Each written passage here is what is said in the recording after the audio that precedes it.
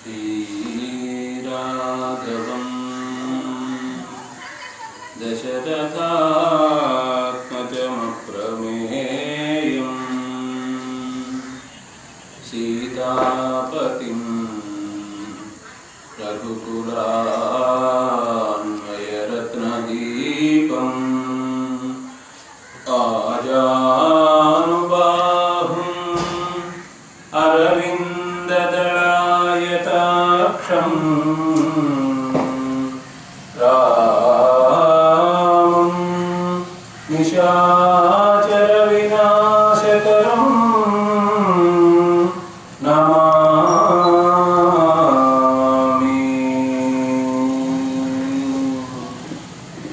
रामाय रामभद्राय रामचन्द्राय वेधसे रघुनाथाय नाथाय सीताय पतये नमः।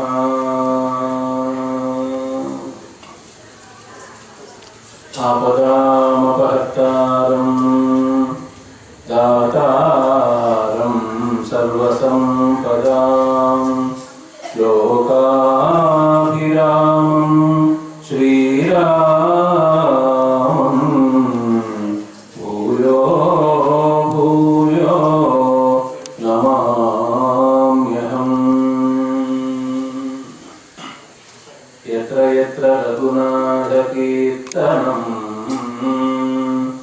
तत्र तत्र कृतमस्तकाञ्जलिं बाष्पवारि परिपूर्णलोचनं मारुतिं नमत राक्षसान्तकम्।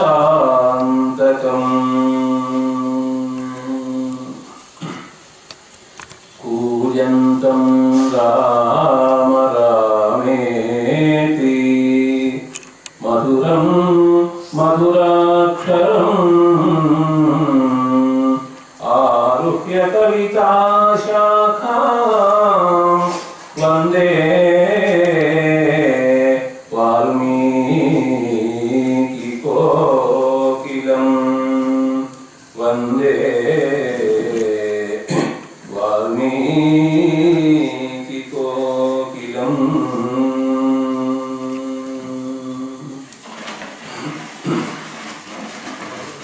श्रीराम राम रामेति रमे रामे मनोरमे सहस्रनाम तत्तुल्यं रामनाम वरानने।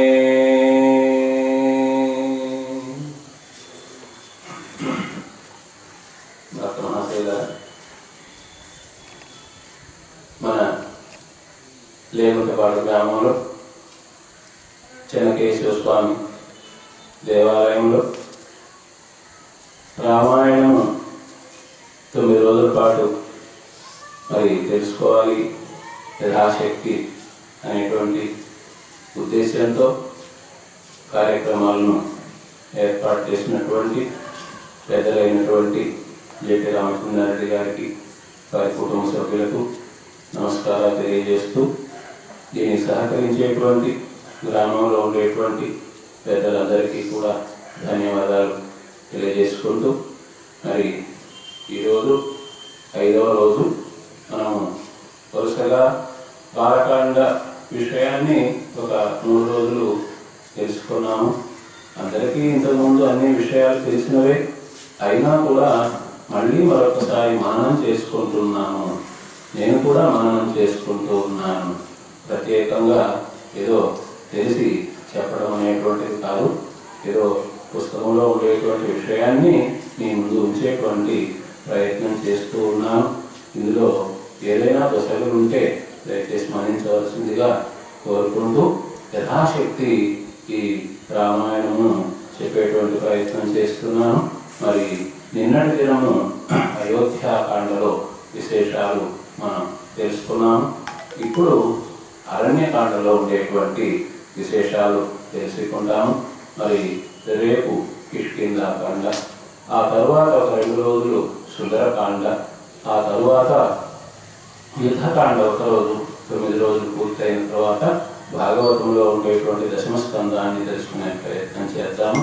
మరి పరమానందకరంగా ఆధ్యాత్మికమైనటువంటి మార్గంలో మనం రామచంద్ర స్వామిని కొనియాడుకుంటూ రామచంద్ర స్వామి యొక్క దివ్యమైనటువంటి చరిత్రను మనం చక్కగా ఆస్వాదిస్తూ ముందుకు వెళ్ళేటువంటి ప్రయత్నం చేద్దాం. నిన్నటి దినము ఆ రామచంద్ర స్వామి, అట్లాగే లక్ష్మణ స్వామి, మరి సీతామాత, వీరు అలా అడవిలో వనవాసం చేస్తూ ఉన్నటువంటి వారై, క్రమంగా వనవాసము అనగానే వనములో ఎంతో మంది మునులు ఉంటారు, మునుల యొక్క ఆశ్రమాలు ఉంటాయి. కాబట్టి ఆ మునులందరినీ దర్శించడము, మహాత్ములను దర్శిస్తే ఎంతటి పుణ్యమో అనేటువంటిది మనం చెప్పలేమండి. కాబట్టి మునులందరూ కూడా దర్శిస్తూ వాళ్ళందరి యొక్క ఆశీస్సులు అందుకుంటూ క్రమంగా అత్రి మహర్షి అనసూయ వాళ్ళని కూడా దర్శించారు. మరి ఆ అనసూయమ్మ ఎంత గొప్పదో మరి నిన్న మనం తెలుసుకున్నాము. మరి అనసూయమ్మ యొక్క ఆశీర్వాదము, అనసూయమ్మ తన యొక్క తపఃప్రభావంతో ఎన్నో మహిమలన్నింటినీ కూడా ప్రదర్శించింది. అటువంటి ఆమె, ఓ సీత, నీవు చాలా గొప్పదానివి. ఎందుకంటే లోకంలో మరి భర్తను ఈ విధంగా అన్ని సమయాల్లో, ఆపద సమయంలో కూడా, విపత్కర పరిస్థితుల్లో కూడా, పేదరికంలో కూడా అనుసరించేటువంటి వాళ్ళు లోకంలో ఉన్నారా అంటే సందేహమేను.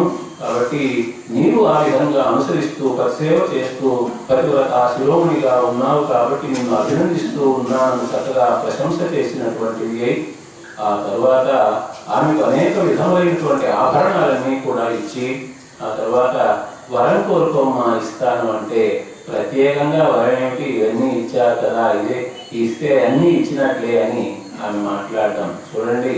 వరం కోరుకోమంటే అవసరం లేదు అనేటువంటి వాళ్ళు ఎంత గొప్పవాళ్ళు కదా. మనకు ప్రహ్లాదుని చరిత్ర కూడా చూస్తే చివరిలో అక్కడ విష్ణు భగవానుడు నరసింహస్వామి అవతారంలో దర్శనమిచ్చినప్పుడు ప్రహ్లాదుని ఆయన వరం కోరుకో అంటే ఆయన వద్దన్నాడు. అయినా మళ్ళీ కోరుకో అంటే కోరికలు పెరగకుండా, కోరికలు తగ్గిపోయేటట్లుగా వరం అనుగ్రహించండి అని ప్రహ్లాదుడు కోరుకున్నాడు.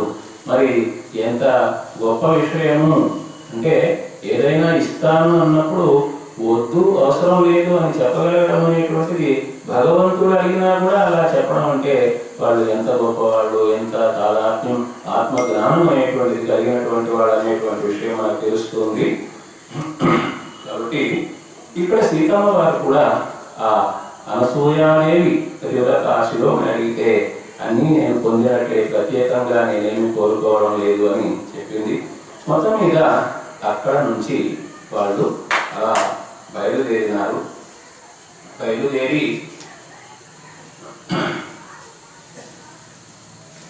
అడవిలో అలా ప్రయాణం చేస్తూ ఉంటే, మరి అడవి అనగానే మనం ఇప్పుడు మునుల సంగతి చెప్పుకున్నాము.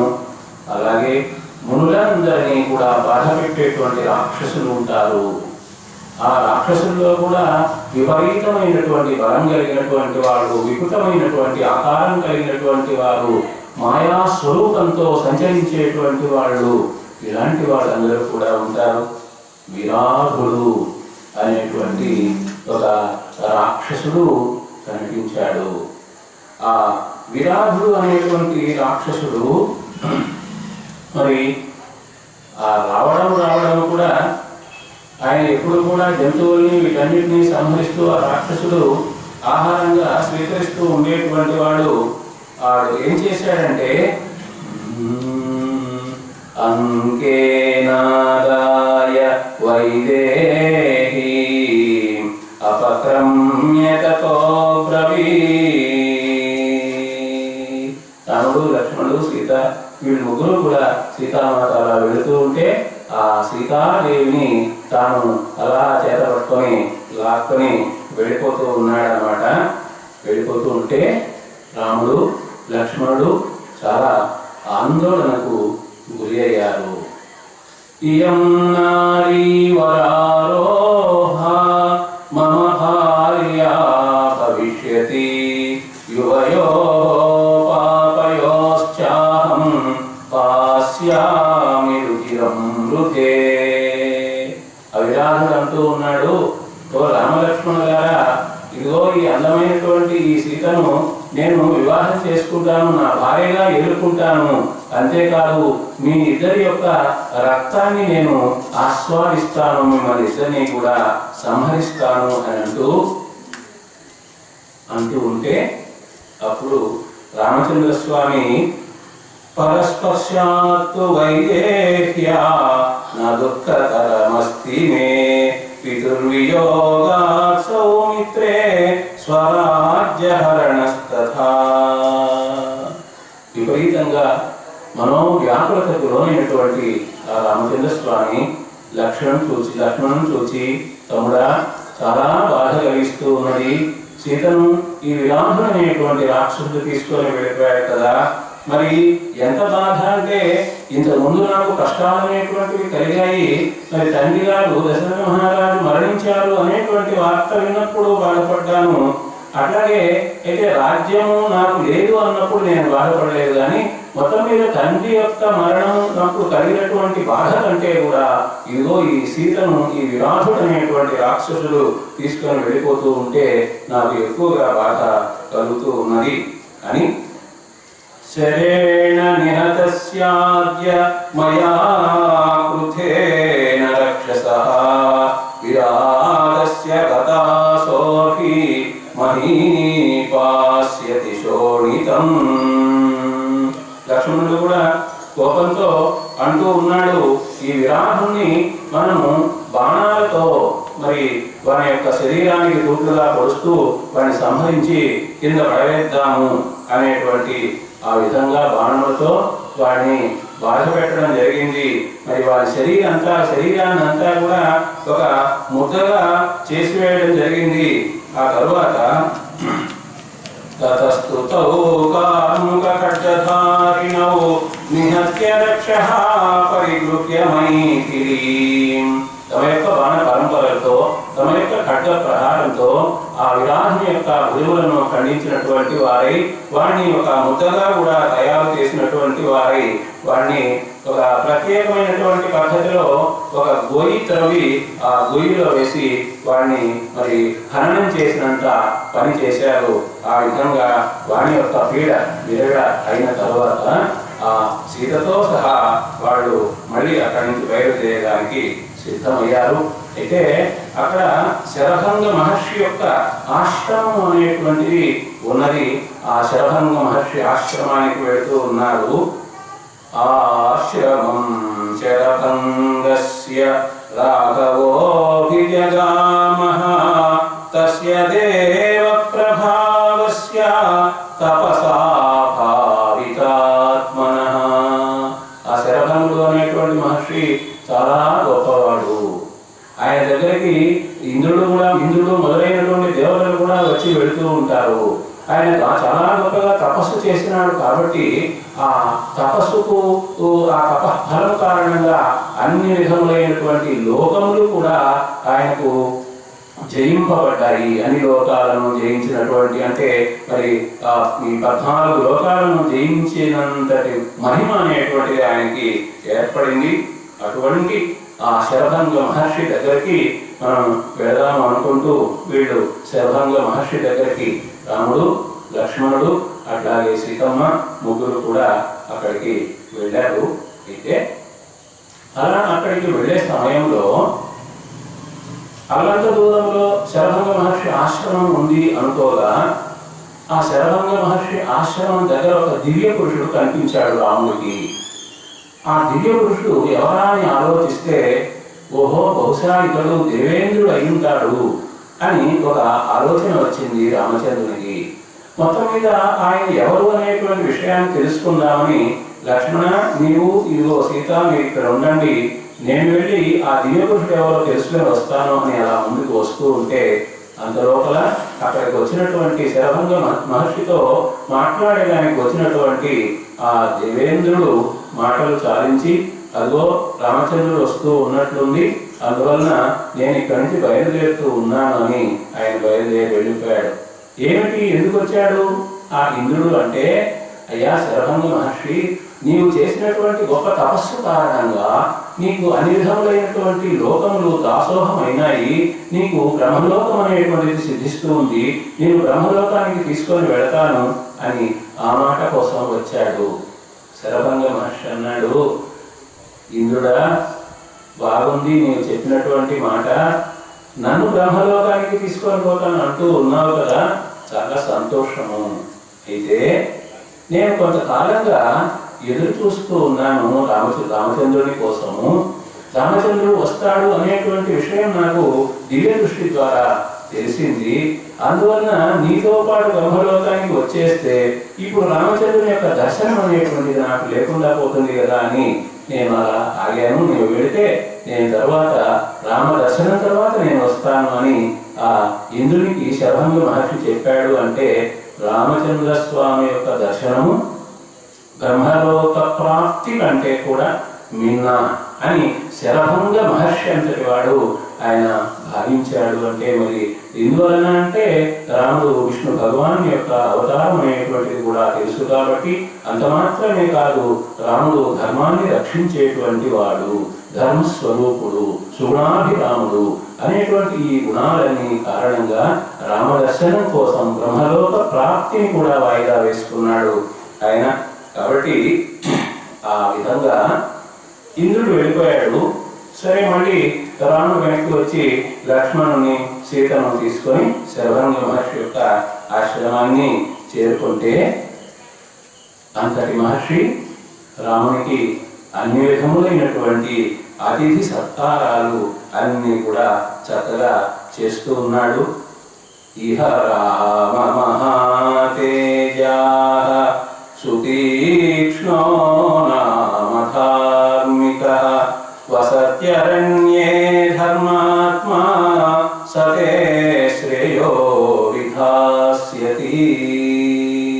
అతిథి సత్కారాలు అన్ని అయిన తర్వాత, కుశల ప్రశ్నలు అనేటువంటివి అయిన తర్వాత, అప్పుడు రామచంద్ర స్వామి, ఇదిగో నేను వనవాసం చేయడానికి వచ్చాను కదా, వనవాసం చేసేదానికి చక్కనైనటువంటి అనువైనటువంటి ప్రదేశాన్ని గురించి కూడా మాకు తెలియజేయండి అని విజ్ఞప్తి చేస్తే, అప్పుడు శరభంగ మహర్షి, ఓ రామ, దగ్గరలోనే సుతీక్ష్ణుడు అనేటువంటి మహర్షి యొక్క ఆశ్రమం ఉంది, అక్కడికి వెళ్ళినట్లయితే ఆ సుతీక్ష్ణ మహర్షి మీకు తగినటువంటి ఉండేదానికి వసతికి చక్కనైనటువంటి ప్రదేశాన్ని, వనవాసం చేసేదానికి తగినటువంటి చక్కనైనటువంటి ప్రదేశాన్ని మీకు తెలియజెబుతాడు అని సుతీక్ష మహర్షి యొక్క నామాన్ని కూడా చెప్పడం జరిగింది.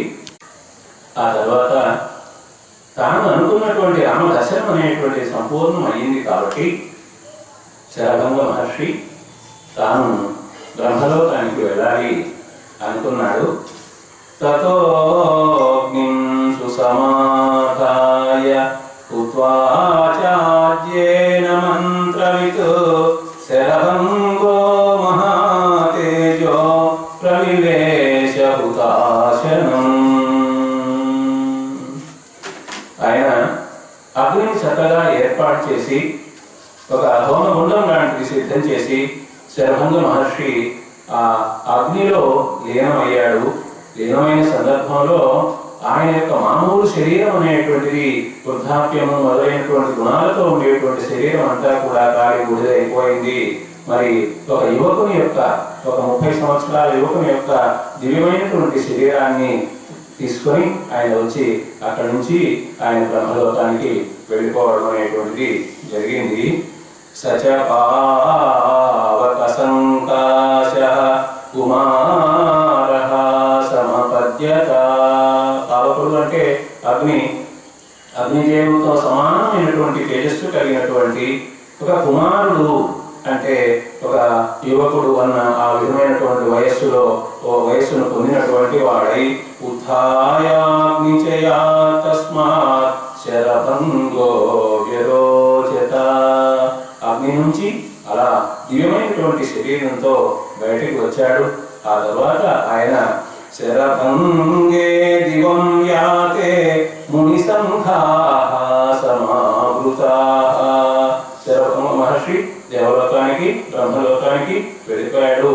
అప్పుడు ఆ రాముడు, లక్ష్మణుడు, మరి సీత వీళ్ళు ఆయన చెప్పాడు ఆ సుతీక్ష్ణ మహర్షి యొక్క ఆశ్రమం అనేటువంటి దగ్గరలో ఉంది అని. ఆ సుతీక్ష్ణ మహర్షి యొక్క ఆశ్రమానికి వెళ్ళాలని అనుకుంటూ ఉన్నటువంటి ఆ సమయంలో అడవిలో ఉండేటువంటి మహర్షుల యొక్క సమూహం అంతా కూడా రామచంద్ర స్వామి దగ్గరకు వచ్చి, ఓ రామచంద్ర స్వామి, మాకు నీవే శరణం. ఎందుకంటే మేము ఆశ్రమాల్లో ఉంటూ ఉన్నాము, యజ్ఞములు యాగములు చేసుకుంటూ ఉన్నాము. ఈ యజ్ఞములు యాగములు అనేటువంటివి లోక కళ్యాణం కోసంగా మేము చేస్తూ ఉన్నాము. అలా చేస్తూ ఉంటే ఈ అడవిలో ఉండేటువంటి రాక్షసులు మమ్మల్ని బాధిస్తూ ఉన్నారు. ఎంతో మందిని సంహరించినారు కూడా. చూడండి, ఆ బ్రాహ్మణులు చనిపోయిన వాళ్ళ యొక్క ఆ ఎముకల గూడులు కళేబరాలు అన్నట్లుగా ఇక్కడంతా కూడా ఉన్నాయి. కాబట్టి మాకు ఎవరు దిక్కు అంటే నీవే మాకు దిక్కు అని వాళ్ళందరూ కూడా ఆ రామచంద్ర స్వామి దగ్గరికి వచ్చి ప్రార్థన చేస్తూ ఉన్నారు. రాజు అనేటువంటి వాడు తప్పనిసరిగా ప్రజలందరినీ కూడా కన్నబిడ్డల వలె చూడాలి. ఓ రామచంద్ర, నీవే రాజు అనేటువంటి భావంతో మేమందరం కూడా ఉన్నాము. రాజు ఎలా రక్షిస్తాడంటే ప్రజల దగ్గర పన్ను వసూలు చేసి ప్రజల యొక్క ఆదాయంలో 6వ భాగాన్ని పన్నుగా వసూలు చేసుకొని ఆ తరువాత ఆ ప్రజలందరినీ కూడా కన్నబిడ్డలుగా పరిపాలిస్తూ ఉంటాడు. అట్లాగే అడవులలో ఆశ్రమాలలో ఉండి మేము తపస్సు చేస్తూ ఉంటే మేము చేసేటువంటి తపస్సులో తపఫలములో 4వ భాగం అనేటువంటి రాజుకు చెందుతుంది. కాబట్టి రాజు యొక్క విద్యుక్తధర్మం ఏమిటి అంటే ప్రజలను కాపాడినట్లే ఆశ్రమాల్లో అడవుల్లో ఉండేటువంటి మునులందరినీ కూడా తప్పనిసరిగా కాపాడాలి. ఎందుకంటే తపఫలంలో 4వ భాగం స్వీకరిస్తూ ఉన్నాడు కదా రాజు. అటువంటి ఆ విధంగా అందరినీ కాపాడేటువంటి వాడే ఉత్తముడైనటువంటి రాజు అవుతాడు. యత్తరోతి పరమం ధర్మం మునిర్మూల ఫలాశనః తత్ర రాజ్ఞః చతుర్భాగః ప్రజాధర్మేణ రక్షతః. మునుల యొక్క తపఫలములో 4వ భాగాన్ని రాజుకి అందజేయడం జరుగుతుంది. కాబట్టి మునులను కూడా కాపాడవలసినటువంటి అవసరం అనేటువంటిది ఉన్నది. అందువలన ఇదిగో మేమందరం కూడా ఇక్కడికి నీ దగ్గరికి వచ్చాము. మరి నీవే మాకందరికీ కూడా దిక్కు. ఎందువలనంటే రాక్షసులందరూ కూడా మమ్మల్ని బాధపెట్టి ఉన్నారు. నైవమరతమాం వక్తుం ఆజ్ఞప్తోహం తపస్వినాం. రామచంద్ర స్వామి అంటున్నాడు, మీరందరూ కూడా ఈ విధంగా నా దగ్గరికి వచ్చి ఇట్లా రక్షించండి అని వినవించుకోవడం ఏమిటి? మీరందరూ నన్ను ఆజ్ఞాపించాలి. అది మీరు చేయవలసిన పని. నైవమర్హతమాం వక్తుం ఆజ్ఞప్తోహం తపస్వినాం. మీ వంటి తపస్వి జనుల చేత ఏ పనైనా సరే ఆజ్ఞాపించి ఆ పనులన్నీ కూడా చేసుకోవాలి అంటూ తప్పకుండా నేను తండ్రి యొక్క మాటను అనుసరించి వనవాసం చేసేదాని కోసంగా ఇక్కడికి వచ్చాను. అయితే వనవాసం నెపంతో మిమ్మల్ని కూడా కాపాడేదానికి నాకు ఒక అవకాశం అనేటువంటిది ఏర్పడింది. కాబట్టి తపస్వినాం రణే శత్రూన్ హంతుమిచ్ఛామి రాక్షసాన్ పశ్యంతు వీర్యం ఋషయః సభ్రాతుర్మే తపోధనా. కాబట్టి రాక్షసులని దుష్టులని సంహరించేటువంటి పరాక్రమాన్ని నేను కలిగి ఉన్నాను. నేను అలాగే నా సోదరుడైనటువంటి లక్ష్మణుడు మా ఇద్దరి యొక్క పరాక్రమాన్ని గమనించండి. మేము మీకు ఎటువంటి ఇబ్బందులు లేకుండా అభయాన్ని ఇచ్చేదానికి సిద్ధంగా ఉన్నాము. గత్వా భయం చాపి తపోధనానాం ధర్మే ధృతాత్మా సహ లక్ష్మణేన తపోధనైశ్చాపి సభాజ్యవృత్తః సుతీక్ష్ణమేవాభిజగామ వీరః.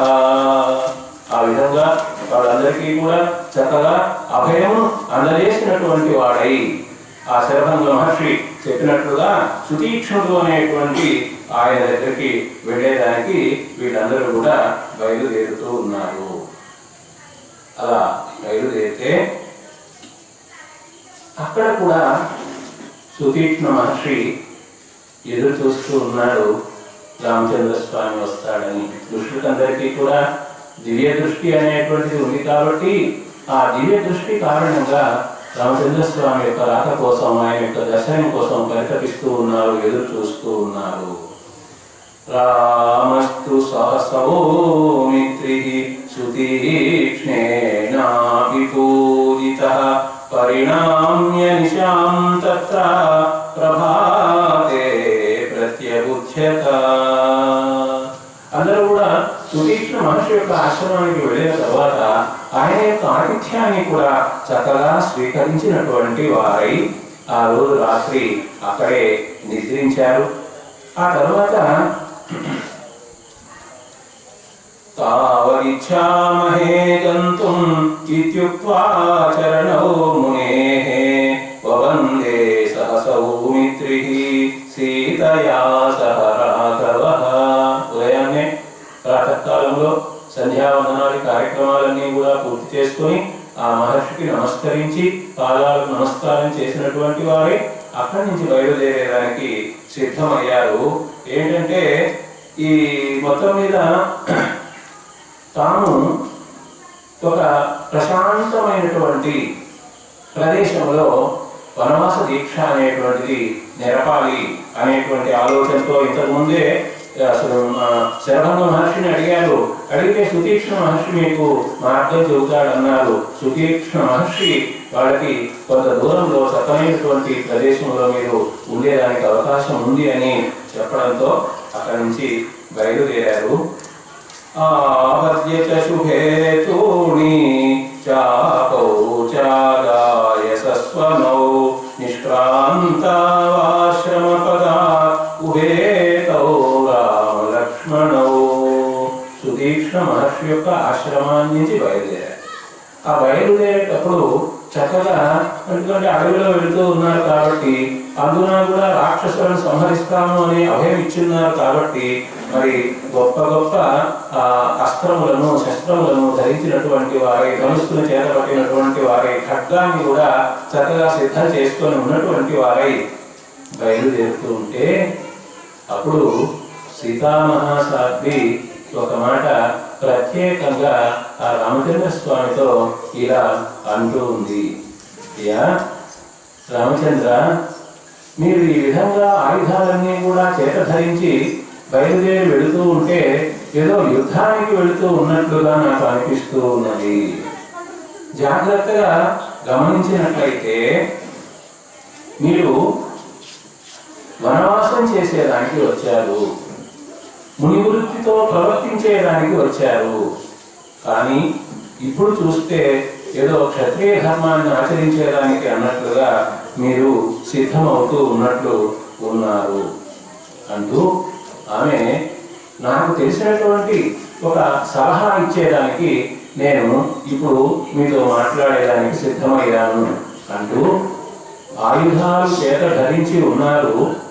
మామూలుగా లోకంలో ప్రత్యేకంగా వ్యసనములు అని చెప్పబడేటువంటివి ఒక 3 ఉన్నాయి.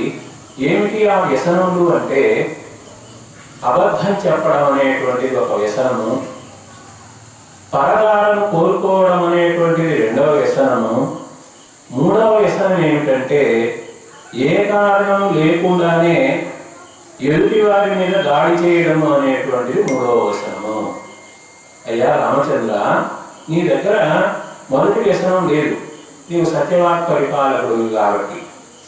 అట్లాగే 2వ వ్యసనం పరదాలను కోరుకోవడం అనేటువంటి ఆ విషయం కూడా నీ దగ్గర లేదు. ఎందుకంటే నీవు ధర్మాత్ముడివి, ధర్మం తెలిసినటువంటి వాడివి, ఏకపత్ని బ్రతుకుగా ఉన్నావు కాబట్టి ఆ 2వ వ్యసనం కూడా నీ దగ్గర లేదు. అయితే మూడవ వ్యసనము నీ దగ్గర ఉందేమో అని నాకు అనిపిస్తూ ఉంది. ఎందుకంటే ఇప్పుడు ధనుర్ధారిగా బాణములన్నీ కూడా స్వీకరించినటువంటి వాడవై ఖడ్గధారివై ఇలా బయలుదేరుతూ ఉన్నావు. ఎందువల్లంటే ఆయుధాలు చేతిలో ఉంటే ఒక్కొక్కసారి విపరీతమైనటువంటి పరిణామాలు కలుగుతూ ఉంటాయి అని రామచంద్ర స్వామికి ఎప్పుడో తాను విన్నటువంటి ఒక సన్నివేశాన్ని కూడా చెప్తుంది సీతామాత. ఏమిటంటే ఒక తపస్వి, ఒక ఆయన చక్కగా ముని తపస్సు చేస్తూ ఉన్నాడు. తపస్సు చేస్తూ ఉంటే ఇంద్రుడు వేరే ఒక మామూలు సాధారణమైనటువంటి వ్యక్తి రూపంలో వచ్చి, ఒక వీరిని ఒక సైనికుడి రూపంలో వచ్చి, అయ్యా మహర్షి, ఇదిగో నా దగ్గర వాడి అయినటువంటి ఖడ్గం ఉంది, ఈ వాడి అయిన ఖడ్గాన్ని నీ దగ్గర ఉంచుతాను, కొద్ది రోజులు నీ దగ్గర ఉంచు, మళ్ళీ నేను ఎట్లా ప్రయాణం వెళ్తున్నాను, వచ్చేటప్పుడు మళ్ళీ నీ దగ్గర నుంచి తీసుకుంటాను అని ఆ ఖడ్గాన్ని ఆ ముని దగ్గర ఇచ్చి వెళ్ళిపోతే, అప్పుడు ఆ ముని ఆ ఖడ్గాన్ని జాగ్రత్తగా చేసుకోవడం, జాగ్రత్తగా చూసుకోవడం, దాన్ని అప్పుడప్పుడు చేతపట్టుకొని అటు ఇటు తిరగడం, తిరిగినప్పుడు ఆ ఖడ్గాన్ని ఉపయోగిస్తే బాగుంటుంది అనుకోవడం, కొంతమందిని దుష్టుల్ని శిక్షించేదానికి, అమాయకులను శిక్షించేదానికి కూడా ఖడ్గాన్ని ఉపయోగించడం, ఈ విధంగా ఆ మనసంతా కూడా ఆ విధంగా మారిపోయేసరికి ఆయనకి తపస్సు మీద దృష్టి అనేటువంటిది తగ్గింది. ఇంద్రుని యొక్క ఆలోచన ఏమిటి అంటే ఆ ముని యొక్క తపో దృష్టిని తగ్గించాలి అని. కాబట్టి ఆ ఇంద్రుని యొక్క ఆలోచన ఫలించింది. ఆ ఖడ్గాన్ని చేతపట్టుకొని దాన్ని చూసుకుని దాంతోనే కాలక్షేపం చేస్తూ దాన్ని కాపాడుతూ దాన్ని పట్టుకొని తిరుగుతూ ఆయన తపస్సు మీద దృష్టి తగ్గించుకున్నాడు. అందువలన మీరు ఇప్పుడు ఆయుధాలు చేతపట్టుకొని ఇలా ముందుకు వెళుతూ ఉన్నారు, మరి మీ పరిస్థితి కూడా ఆ విధంగా అవుతుందా? ఎవరైనా అనవసరమైనటువంటి నిష్కారణంగా ఇతరుల మీద దాడి చేస్తారా ఏమిటి అనేటువంటి భావన నాకు కలుగుతూ ఉంది అని ఆ కథను కూడా చెప్పి, అయితే ఓ రామా, నీవు తెలియనటువంటి వాడివి కావు, అన్నీ తెలిసినటువంటి వాడివి. నేను నాకు తోచినటువంటి మాట నీ ముందు ఉంచాను. అయితే ఈ మాట మరి ఎంతవరకు అవసరమో అంతవరకు మాత్రమే తీసుకోండి అని విన్నవించింది ఆ సీతామాత. అప్పుడు రామచంద్ర స్వామి అంటాడు, నీవు నా మీద అభిమానంతో నా శ్రేయస్సు కోరి ఈ మాట ఇలా చెప్పావు. అయితే జాగ్రత్తగా ఆలోచించినట్లయితే నేను ఎవరి మీద కూడా అనవసరంగా అస్త్రములను ప్రయోగించను. అది మొట్టమొదటి విషయము. ఆ తర్వాత ఇక్కడ అడవిలో ఉండేటువంటి ఈ దండకారణ్యం దగ్గర ఉండేటువంటి రాక్షసులు ఈ మునులందరినీ బాధిస్తూ ఉంటే వాళ్ళందరూ నా దగ్గరికి వచ్చి, అయ్యా నీవే దిక్కు అని అన్నారు కాబట్టి వాళ్ళని రక్షించేదాని కోసంగా నేను ఈ ఆయుధాలకు చేతబూడినాను. అంతేకాకుండా సాధువులైనటువంటి వాళ్ళని బాధ పెడుతూ ఉంటే సాధువులను రక్షించవలసినటువంటి బాధ్యత నాది. మరి సాధువులను బాధ పెడుతూ ఉంటే అలాంటి వాళ్ళు సాధువులకు శత్రువులు నాకు కూడా శత్రువులే అవుతారు. అందువలన ఆ విధంగా సాధువులను హింసించేటువంటి రాక్షసుల యొక్క పని పట్టేందుకోసము నేను వాళ్ళకి అభయం ఇచ్చాను. శత్రు సంహారం, దుష్ట సంహారం, రాక్షస సంహారం చేస్తానని ప్రతిజ్ఞ చేశాను. కాబట్టి నా యొక్క ప్రతిజ్ఞను నేను నెరవేర్చుకుంటాను. అంతేగాని అకారణంగా వీటిని ప్రయోగించడం అనేటువంటిది ఉండనే ఉండదు. మొత్తం మీద నా యొక్క శ్రేయస్సు కోరి నీవు ఈ విషయాన్ని చెప్పావు అనేటువంటి విషయాన్ని నేను గమనిస్తూ ఉన్నాను అంటూ మయా చైతద్వచ శ్రుత్వా కాస్మ్యేన పరిపాలనం ఋషీణాం దండకారణ్యే సంశ్రుతం జనకాత్మజే. ఈ దండకారణ్యంలో ఋషులందరినీ కూడా రక్షిస్తాను అని నేను ప్రతిజ్ఞ చేశాను. ఆ ప్రతిజ్ఞ అనేటువంటిది నేను తప్పకుండా నెరవేర్చవలసి ఉన్నది. దీన్ని నీవు అపార్థం చేసుకోవాల్సినటువంటి అవసరం లేదు. వీటి వలన నిష్కారణంగా నేను శత్రువుల మీద దాడికి వెళుతున్నాను అనేటువంటి ఆలోచన నీవు చేయవద్దు. ఏది ఏమైనా నేను మాత్రం దుష్ట శిక్షణ అనేటువంటిది చేయవలసిందే. నేను ఆ బ్రాహ్మణోత్తములకు మునులకు ఇచ్చినటువంటి ప్రతిజ్ఞ ఏదైతే ఉందో ఆ ప్రతిజ్ఞను నేను తప్పనిసరిగా నెరవేర్చవలసినదే. ప్రతిజ్ఞను మాత్రము వదిలిపెట్టను. వదిలిపెడితే ఒకవేళ పరిస్థితి మారిపోయి వదిలిపెట్టవలసి వస్తే నిన్నైనా వదిలిపెడతాను, లక్ష్మణునైనా వదిలిపెడతాను, అంతేగాని నా ప్రతిజ్ఞను ఇచ్చిన మాటను మాత్రం నేను నెరవేరుస్తాను. మునులందరికీ అభయం ఇచ్చాను, ఆ అభయాన్ని ఇచ్చినటువంటి ప్రకారంగా మునులను బాధించేటువంటి రాక్షసులు నేను శిక్షించేదానికి సిద్ధంగా ఉన్నాను. అయితే నీవు ఎంతో స్నేహంతో, ఎంతో ప్రేమతో, ఎంతో ఆదరంతో నా శ్రేయస్సుతో ఈ మాట చెప్పావు కాబట్టి నేను స్వీకరించి నీకు దానికి తగినటువంటి సమాధానం అనేటువంటిది చెప్పినాను అని ఆ తర్వాత అక్కడి నుంచి అలా ముందుకి వెళుతూ ఉన్నారు. ఆశ్రమాల్లో ఎన్నెన్ని ఆశ్రమాలు ఉన్నాయి. ముఖ్యంగా ఒక పని చేయాలి అంటే శక్తి కావాలి, పరాక్రమం కావాలి, ఆ తర్వాత అసాధారణమైనటువంటి శక్తి కావాలి. ఇప్పుడు రావణాసురుడు మరి తపస్సు గొప్పగా చేశాడు. తపస్సు చేసినటువంటి రావణాసురుని జయించాలి అంటే తనకు కూడా తపోబలం అనేటువంటిది కావాలి. మరి తపోబలము ఈయన ఎప్పుడు తపస్సు చేశాడు రాముడు? అందువలన తపస్సు చేసినటువంటి మునుల యొక్క ఆశీర్వాదాలని తీసుకుంటూ ఉంటున్న కారణంగా ఆ తపశ్శక్తిని వాళ్ళందరూ కూడా ఈయనకు ధారవస్తూ ఉన్న కారణంగా ఆ తపశ్శక్తి అనేటువంటిది రామచంద్ర స్వామికి క్రమంగా పెరుగుతూ ఉన్నది. అట్లాగే అగస్త్య మహర్షి యొక్క సోదరుడు, అగస్త్య భ్రాత అంటారు, ఏదో సుదర్శనం అనే పేరు చెబుతారు కానీ మొత్తం మీద అగస్త్య భ్రాత అంటారు. ఆ అగస్త్య భ్రాత యొక్క ఆశ్రమానికి వెళ్ళాడు. అలాగే అగస్త్య మహర్షి యొక్క ఆశ్రమానికి కూడా వెళ్ళాడు. రాముడు, లక్ష్మణుడు, సీత అందరూ కూడా అడవుల్లో ఉండేటువంటి మునులను అందరినీ కూడా దర్శిస్తూ ఉన్నారు. అగస్త్య మహర్షి ఎంతో గొప్పవాడు, ఎంతో మహిమ గలవాడు. ఒక సందర్భంలో వింధ్య పర్వతము అనేటువంటిది అలా పైకి పెరిగిపోతూ ఉంటే ఎవరు కూడా అంటే సూర్యుడు కూడా వెళ్ళేదానికి అవకాశం ఉండలేము, అంతగా పైకి పెరిగిపోతూ ఉంటే అప్పుడు అగస్త్య మహర్షి ఆయన ఆ వింధ్య పర్వతానికి ఎదురుగా వస్తే అప్పుడు ఆ వింధ్య పర్వతము శిరస్సు వంచి నమస్కారం చేసింది ఆ అగస్త్య మహర్షి పాదాలకి. మరి ఆ విధంగా శిరస్సు వంచి అగస్త్య మహర్షి పాదాలు చేసినప్పుడు ఆ పెరుగుదల అనేటువంటిది తగ్గింది. ఆయన ముందుకు వెళుతూ నీవు ఇలాగే ఉండు, నేను వచ్చేంత వరకు కూడా అన్నాడు. మరి ఆ తరువాత ఆ వింధ్య పర్వతం మళ్ళీ పెరగడం అనేటువంటిది లేకుండా అలా ఆగింది. ఆ విధంగా ఎన్నెన్నో మహిమలను చేసినటువంటి మహానుభావుడు ఆ అగస్త్య మహర్షి. ఏష లక్ష్మణ నిష్క్రామ ప్రగస్తో భగవాన్ ఋషి ఏవముక్త్వా మహాబాహు అగస్త్యం సూర్యవర్చసం జగ్రాహ పరమప్రీతః తస్య పాదౌ పరంతప. ఆ విధంగా అగస్త్య మహర్షి దగ్గరికి వెళ్ళి మరి ఆయన చేత పూజలు అందుకొని ఆయన చేత సత్కారాలన్నీ కూడా అందుకున్నాడు ఈ రామచంద్రుడు, అలాగే లక్ష్మణుడు, అలాగే సీతమ్మ కూడా. మొత్తం మీద ఎక్కడికి వెళ్ళినా కూడా అందరూ మునులు కూడా ఆతిథ్యాన్ని ఇచ్చి చక్కగా ఆశీస్సులను ఇచ్చి తమ యొక్క ఫలాన్నంతా కూడా ఇస్తూ ఉన్నారు. కొంతమంది అయితే తాము అంతవరకు సంపాదించినటువంటి పుణ్య శక్తి, ఇప్పుడు శరభంగ మహర్షి దగ్గరికి వెళ్ళినప్పుడు శరభంగ మహర్షి ఏం చెప్తాడంటే, ఇదిగో నేను ఇంతవరకు ఎంతో తపశ్శక్తిని సంపాదించాను కదా, ఈ తపఫలంతా నీకు ధారపోస్తూ ఉన్నాను, స్వీకరించి అన్నాడు. అట్లాగే సుతీక్ష్ణ మహర్షి దగ్గరికి వెళ్ళినప్పుడు సుతీక్ష్ణ మహర్షి కూడా ఇంతవరకు నేను ఎంతో తపస్సు చేశాను, ఆ తపస్సు యొక్క ఫలితం అంతా నా దగ్గర ఉంది, ఆ తపస్ఫలం అంతా కూడా నీకు ఇస్తున్నాను, తీసుకో అన్నాడు.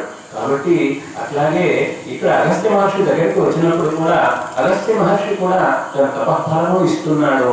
అంతేకాకుండా ఆయనకి మరి ఆయుధాలను కూడా ఇస్తూ ఉన్నాడు ఆ మహర్షి. సంపూర్ణౌ నిశితైర్బాణైః జ్వలద్భిరివ పావకైః మహారజత కోశోయం అసిద్ధేషు విభూషితః.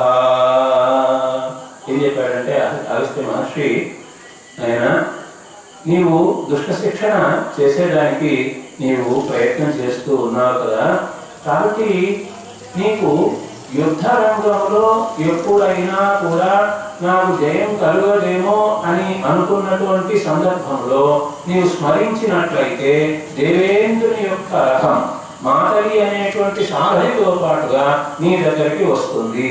ఇది నేను అనుగ్రహిస్తున్నాను నిన్ను.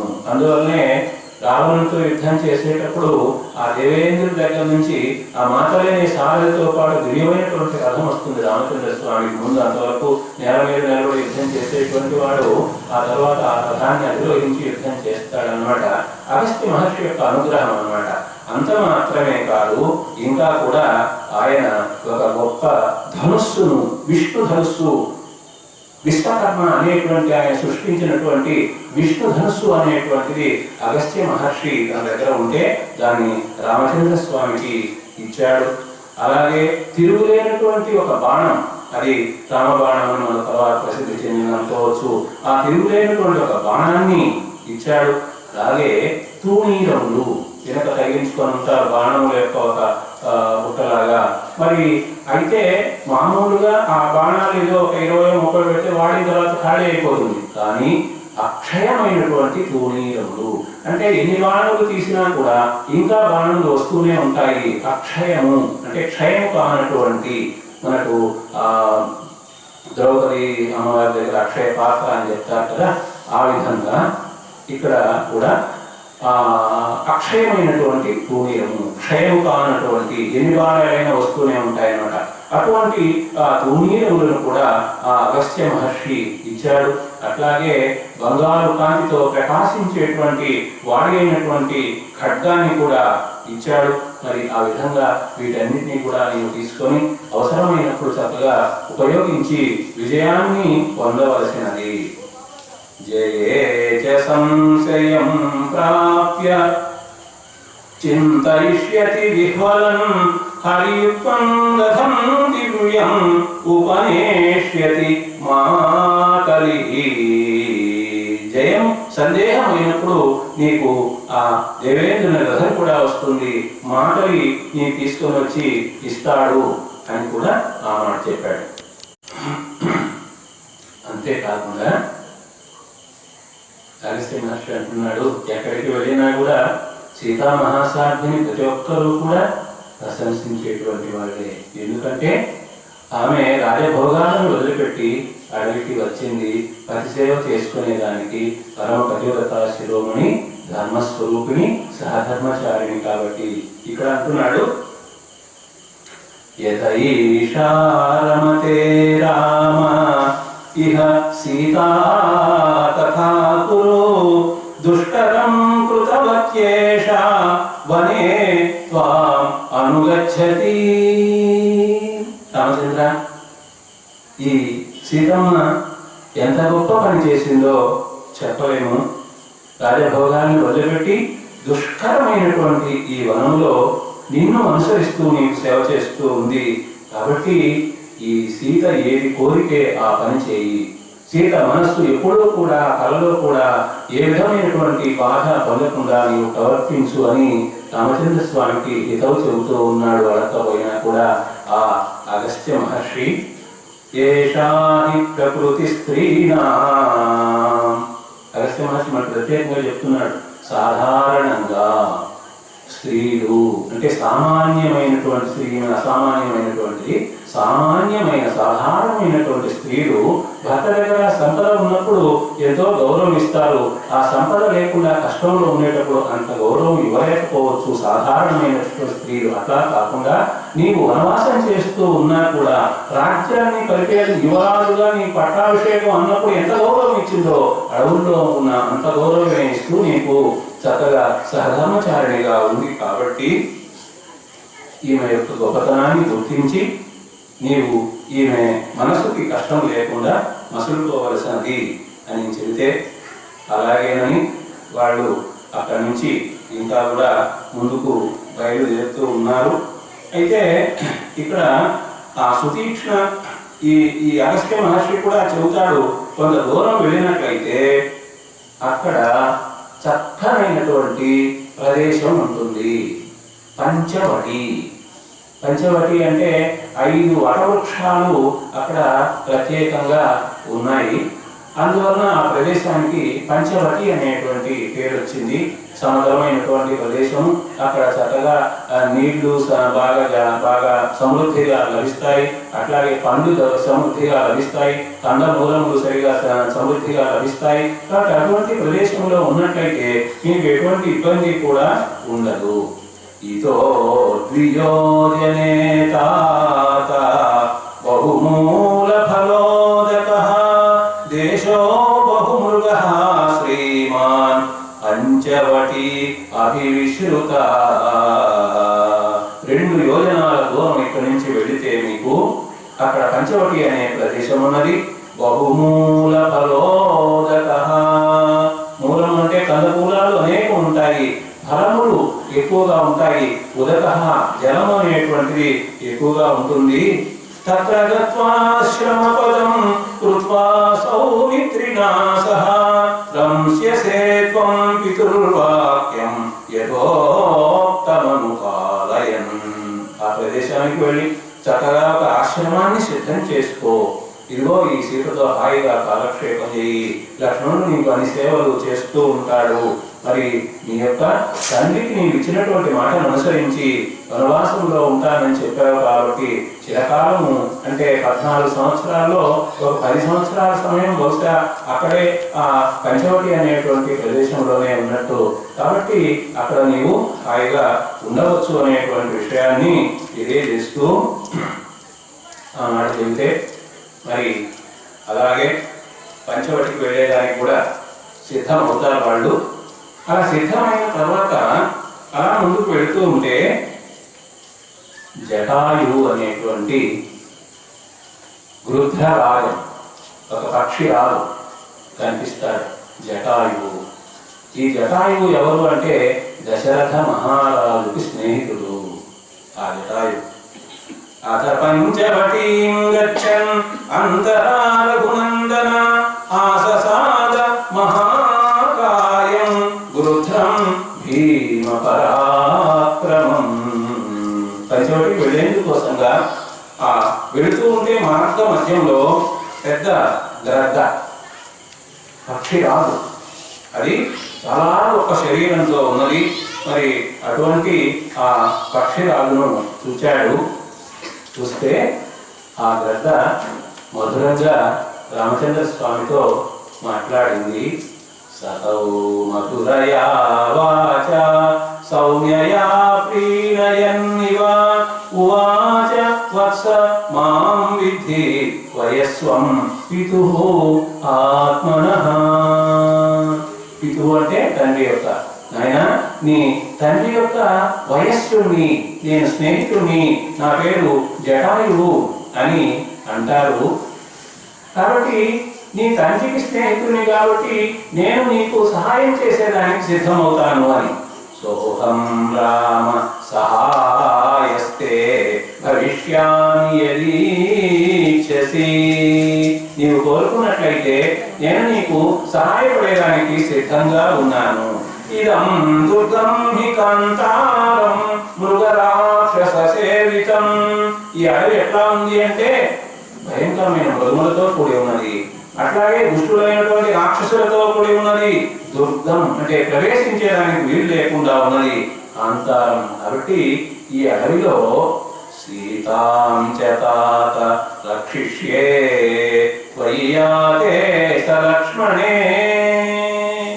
నీవు ఏదైనా ఒక సందర్భంలో నీవు లక్ష్మణుని తీసుకొని బయటకు వెళ్ళినప్పుడు అప్పుడు సీత ఒంటరిగా ఉంటుంది కదా. ఈ సీతమ్మ ఒంటరిగా ఉండేటువంటి ఈ సీతమ్మను నేను కాపాడేదానికి ప్రయత్నం చేస్తాను అని ఆ జటాయు రామచంద్రునితో అభయం ఇస్తూ ఉందన్నమాట. సరే వెళ్ళారు, సంతోషపడ్డారు. ఆ పంచవటి అనేటువంటి ప్రదేశానికి రాముడు, లక్ష్మణుడు, సీతామాత ముగ్గురు కూడా అలా చేరుకున్నారు. అయం దేవ సమః శ్రీమాన్ పుష్పితైః ఋతుభిః వృతః ఇహాశ్రమ పదం సౌమ్య యథా వక్తుమర్హసి. ఏ పని కావాలన్నా రామచంద్రుడు ప్రక్కనే ఉన్నటువంటి తమ్ముడైనటువంటి సేవకుడైనటువంటి ఆ లక్ష్మణుడికి చెబుతూ ఉంటాడు. కాబట్టి ఓ లక్ష్మణ, ఇక ఆలస్యం లేకుండా ఇదిగో ఈ పంచవటిని చేరుకున్నాం కదా, ఇక్కడ చక్కగా ఒక కుటీరాన్ని ఏర్పాటు చేయి, ఒక ఆశ్రమాన్ని ఏర్పాటు చేయి అంటే ఆయన చక్కగా దానికి అవసరమైనటువంటి ప్రయత్నం చేశాడు. చక్కగా ఆశ్రమాన్ని నిర్మించినాడు. సతం దృష్ట్వా కృతం సౌమ్య ఆశ్రమం సహసీతయా రాఘవః పర్ణశాలాయాం హర్షం ఆహరతు పరం. పర్ణములతో తయారు చేసినటువంటి కుటీరం కాబట్టి దాన్ని పర్ణశాల అనేటువంటి పేరుతో పంచవటిలో పర్ణశాల లక్ష్మణుడు చక్కగా మనోహరంగా ఎంతో శ్రమపడి తయారు చేశాడు. ఆ పర్ణశాలలో ఆనందంగా ప్రవేశించాడు రామచంద్రుడు తాను ఉండేదానికోసంగా. అక్కడ అంత సేవ చేస్తే రాముడు అంటున్నాడు, భావజ్ఞేన కృతజ్ఞేన ధర్మజ్ఞేన చ లక్ష్మణ త్వయా పుత్రేణ ధర్మాత్మా సంవృత్తః పితా మమ. నాయన లక్ష్మణ, చాలా గొప్పవాడివయ్యా నీవు. ఎంత చక్కగా ఆశ్రమాన్ని నిర్మించావు, కుటీరాన్ని నిర్మించావు, పర్ణశాలను నిర్మించావు, నా కోసం ఎంతో శ్రమ పడుతూ ఉన్నావు. మరి నీవు తండ్రికి నిజమైనటువంటి కుమారుడివి. నిన్ను కన్న తండ్రి దశరథ మహారాజు ధన్యుడయ్యా నీవు కుమారుడుగా జన్మించినందువలన అని ఆ విధంగా లక్ష్మణస్వామిని చక్కగా ప్రశంస చేసినటువంటి వాడై చక్కగా అందరూ కూడా ఆ ప్రదేశంలోనే చక్కగా పండ్లు దొరుకుతున్నాయి, చక్కగా నీళ్లు అనేటువంటివి ఉన్నాయి, ప్రశాంతమైనటువంటి వాతావరణము, వృక్షములన్నీ కూడా ఉన్నాయి. అటువంటి ఆ ప్రదేశంలో తాను మరి రామచంద్ర స్వామి ఉంటూ ఉన్నటువంటి ఆ సమయంలో అక్కడ రాక్షసులు సంచరిస్తూ ఉంటారని మనం అనుకున్నాం కదా. శూర్పణఖ అనేటువంటి ఆ రాక్షసి ఆ ప్రదేశానికి వచ్చింది. రావణాసురుని యొక్క చెల్లెలు ఆ శూర్పణఖ అనేటువంటి ఆమె. సరామః పర్ణశాలాయాం ఆసీనః సహసీతయా విరరాజ మహాబాహుః చిత్రయా చంద్రమా ఇవ. ఆకాశంలో చిత్ర అనేటువంటి నక్షత్రంతో చంద్రుడు ఏ విధంగా ప్రకాశిస్తూ ఉన్నాడో ఆ విధంగా సీతామాతతో రామచంద్ర స్వామి ప్రకాశిస్తూ ఉంటే అలాంటి ఆ ప్రదేశానికి శూర్పణఖ చేరింది. మరి వచ్చిన తర్వాత రామచంద్రుని చూసి, ఆహా ఎంతటి సౌందర్యం కలిగినటువంటి వాడు, జగన్మోహనమైనటువంటి ఆకారం కలిగినటువంటి వాడు, ఇతన్ని వివాహం చేసుకుంటే బాగుంటుంది కదా, ఇతనితో సుఖపడితే బాగుంటుంది కదా అని ఆ శూర్పణఖ అనుకుంటూ అక్కడికి వచ్చి, ఓ రామ నీతో నేను సుఖపడాలని అనుకుంటూ ఉన్నాను అంటే అప్పుడు రాముడు చమత్కారంగా, ఇదిగో నాకు ప్రక్కనే ఇల్లాలు ఉంది, మరి లక్ష్మణుడు ఉన్నాడు ఇల్లాలు లేకుండా, కాబట్టి నా దగ్గర కాదు లక్ష్మణుడి దగ్గరికి వెళ్ళు అని అంటే ఆ శూర్పణఖ అక్కడికి వెళ్ళి మరి చక్కనైనటువంటి స్వరూపంతో వచ్చింది. రాక్షసులకు మరి కామరూపం అనేటువంటి విద్య ఉంది కాబట్టి చక్కనైనటువంటి సుందరి రూపంలో అక్కడికి వచ్చింది. వచ్చిన తర్వాత లక్ష్మణుడి దగ్గరికి వెళితే లక్ష్మణుడు అంటాడు, ఓ శూర్పణఖ నేను ఎప్పుడూ కూడా రామునికి దాసుని, రామునికి బంటుగా ఉన్నాను, మరి నాతో సుఖపడాలనుకుంటే నీవు కూడా మళ్ళీ ఒక బంటులాగా ఉండవలసిందే, దాసుని చేసుకొని నీవేం సుఖపడతావు, నువ్వు అక్కడికే వెళ్ళు, రాముని దగ్గరికే వెళ్ళు అని మళ్ళీ చమత్కారంగా ఆయన చెబితే మళ్ళీ అక్కడికి రాముని దగ్గరికి వెళ్ళడం. ఈ విధంగా మరి ఆ సమయంలో రామచంద్ర స్వామి చెబుతాడు, ఈ దుష్టురాలైనటువంటి రాక్షసుని మనం శిక్షించవలసిన అవసరం ఉన్నది. ఇదిగో సీత మీదకి దూకుతూ ఉంది, అంటే సీత ఉంది కదా అని నన్ను వద్దంటున్నాడు రాముడు, అందువలన సీతను మింగేస్తే సరిపోతుంది అన్నట్లుగా సీత మీదకి దూకేదానికి ప్రయత్నం చేస్తూ ఉంటే అప్పుడు ఆ సమయంలో లక్ష్మణునికి ఆదేశం ఇచ్చాడు, ఈ ముక్కు చెవులను కోసి ఈ భయపెట్టి పంపించేయవలసిందే అని. ఆలస్యం అనేటువంటిది లేకుండా ఖడ్గాన్ని తీసుకొని తాను ఆ శూర్పణఖ యొక్క ముక్కు చెవులు ఖండించడం అనేటువంటిది జరుగుతుంది. మరి ఇక ముక్కు చెవులు పోయి అంత రక్తసిక్తం అయిపోతూ ఉన్నటువంటి ఆ సమయంలో తాను రావణాసురుని చెల్లెలు కాబట్టి ఇంకా ఆ అడవిలోనే తనకు అన్నలు ఉన్నారు. ఖరుడు, దూషణుడు మొదలైనటువంటి రాక్షసులు ఉన్నారు. ఆ ఖరుడు అనేటువంటి రాక్షసుని దగ్గరికి వెళ్ళి, అన్నయ్య చూడు, ఈ విధంగా అక్కడ రామచంద్రుడు ఉన్నాడు, ఈ విధంగా చేశాడు, మరి లక్ష్మణుడు ఉన్నాడు, ముక్కు చెవులు ఖండించారు, నీ ప్రతాపం ఏమిటి, నన్ను ఇలా బాధ పెట్టి నీ ఊరుకుంటావా అంటే వెంటనే తన సోదరీమైనటువంటి శూర్పణఖను ఆ విధంగా బాధ పెట్టినటువంటి అతని మీదకి 14 మంది రాక్షసులను పంపించాడు ఆ ఖరుడు. 14 మందిని కూడా అవలేగా సంహరించాడు రామచంద్రుడు.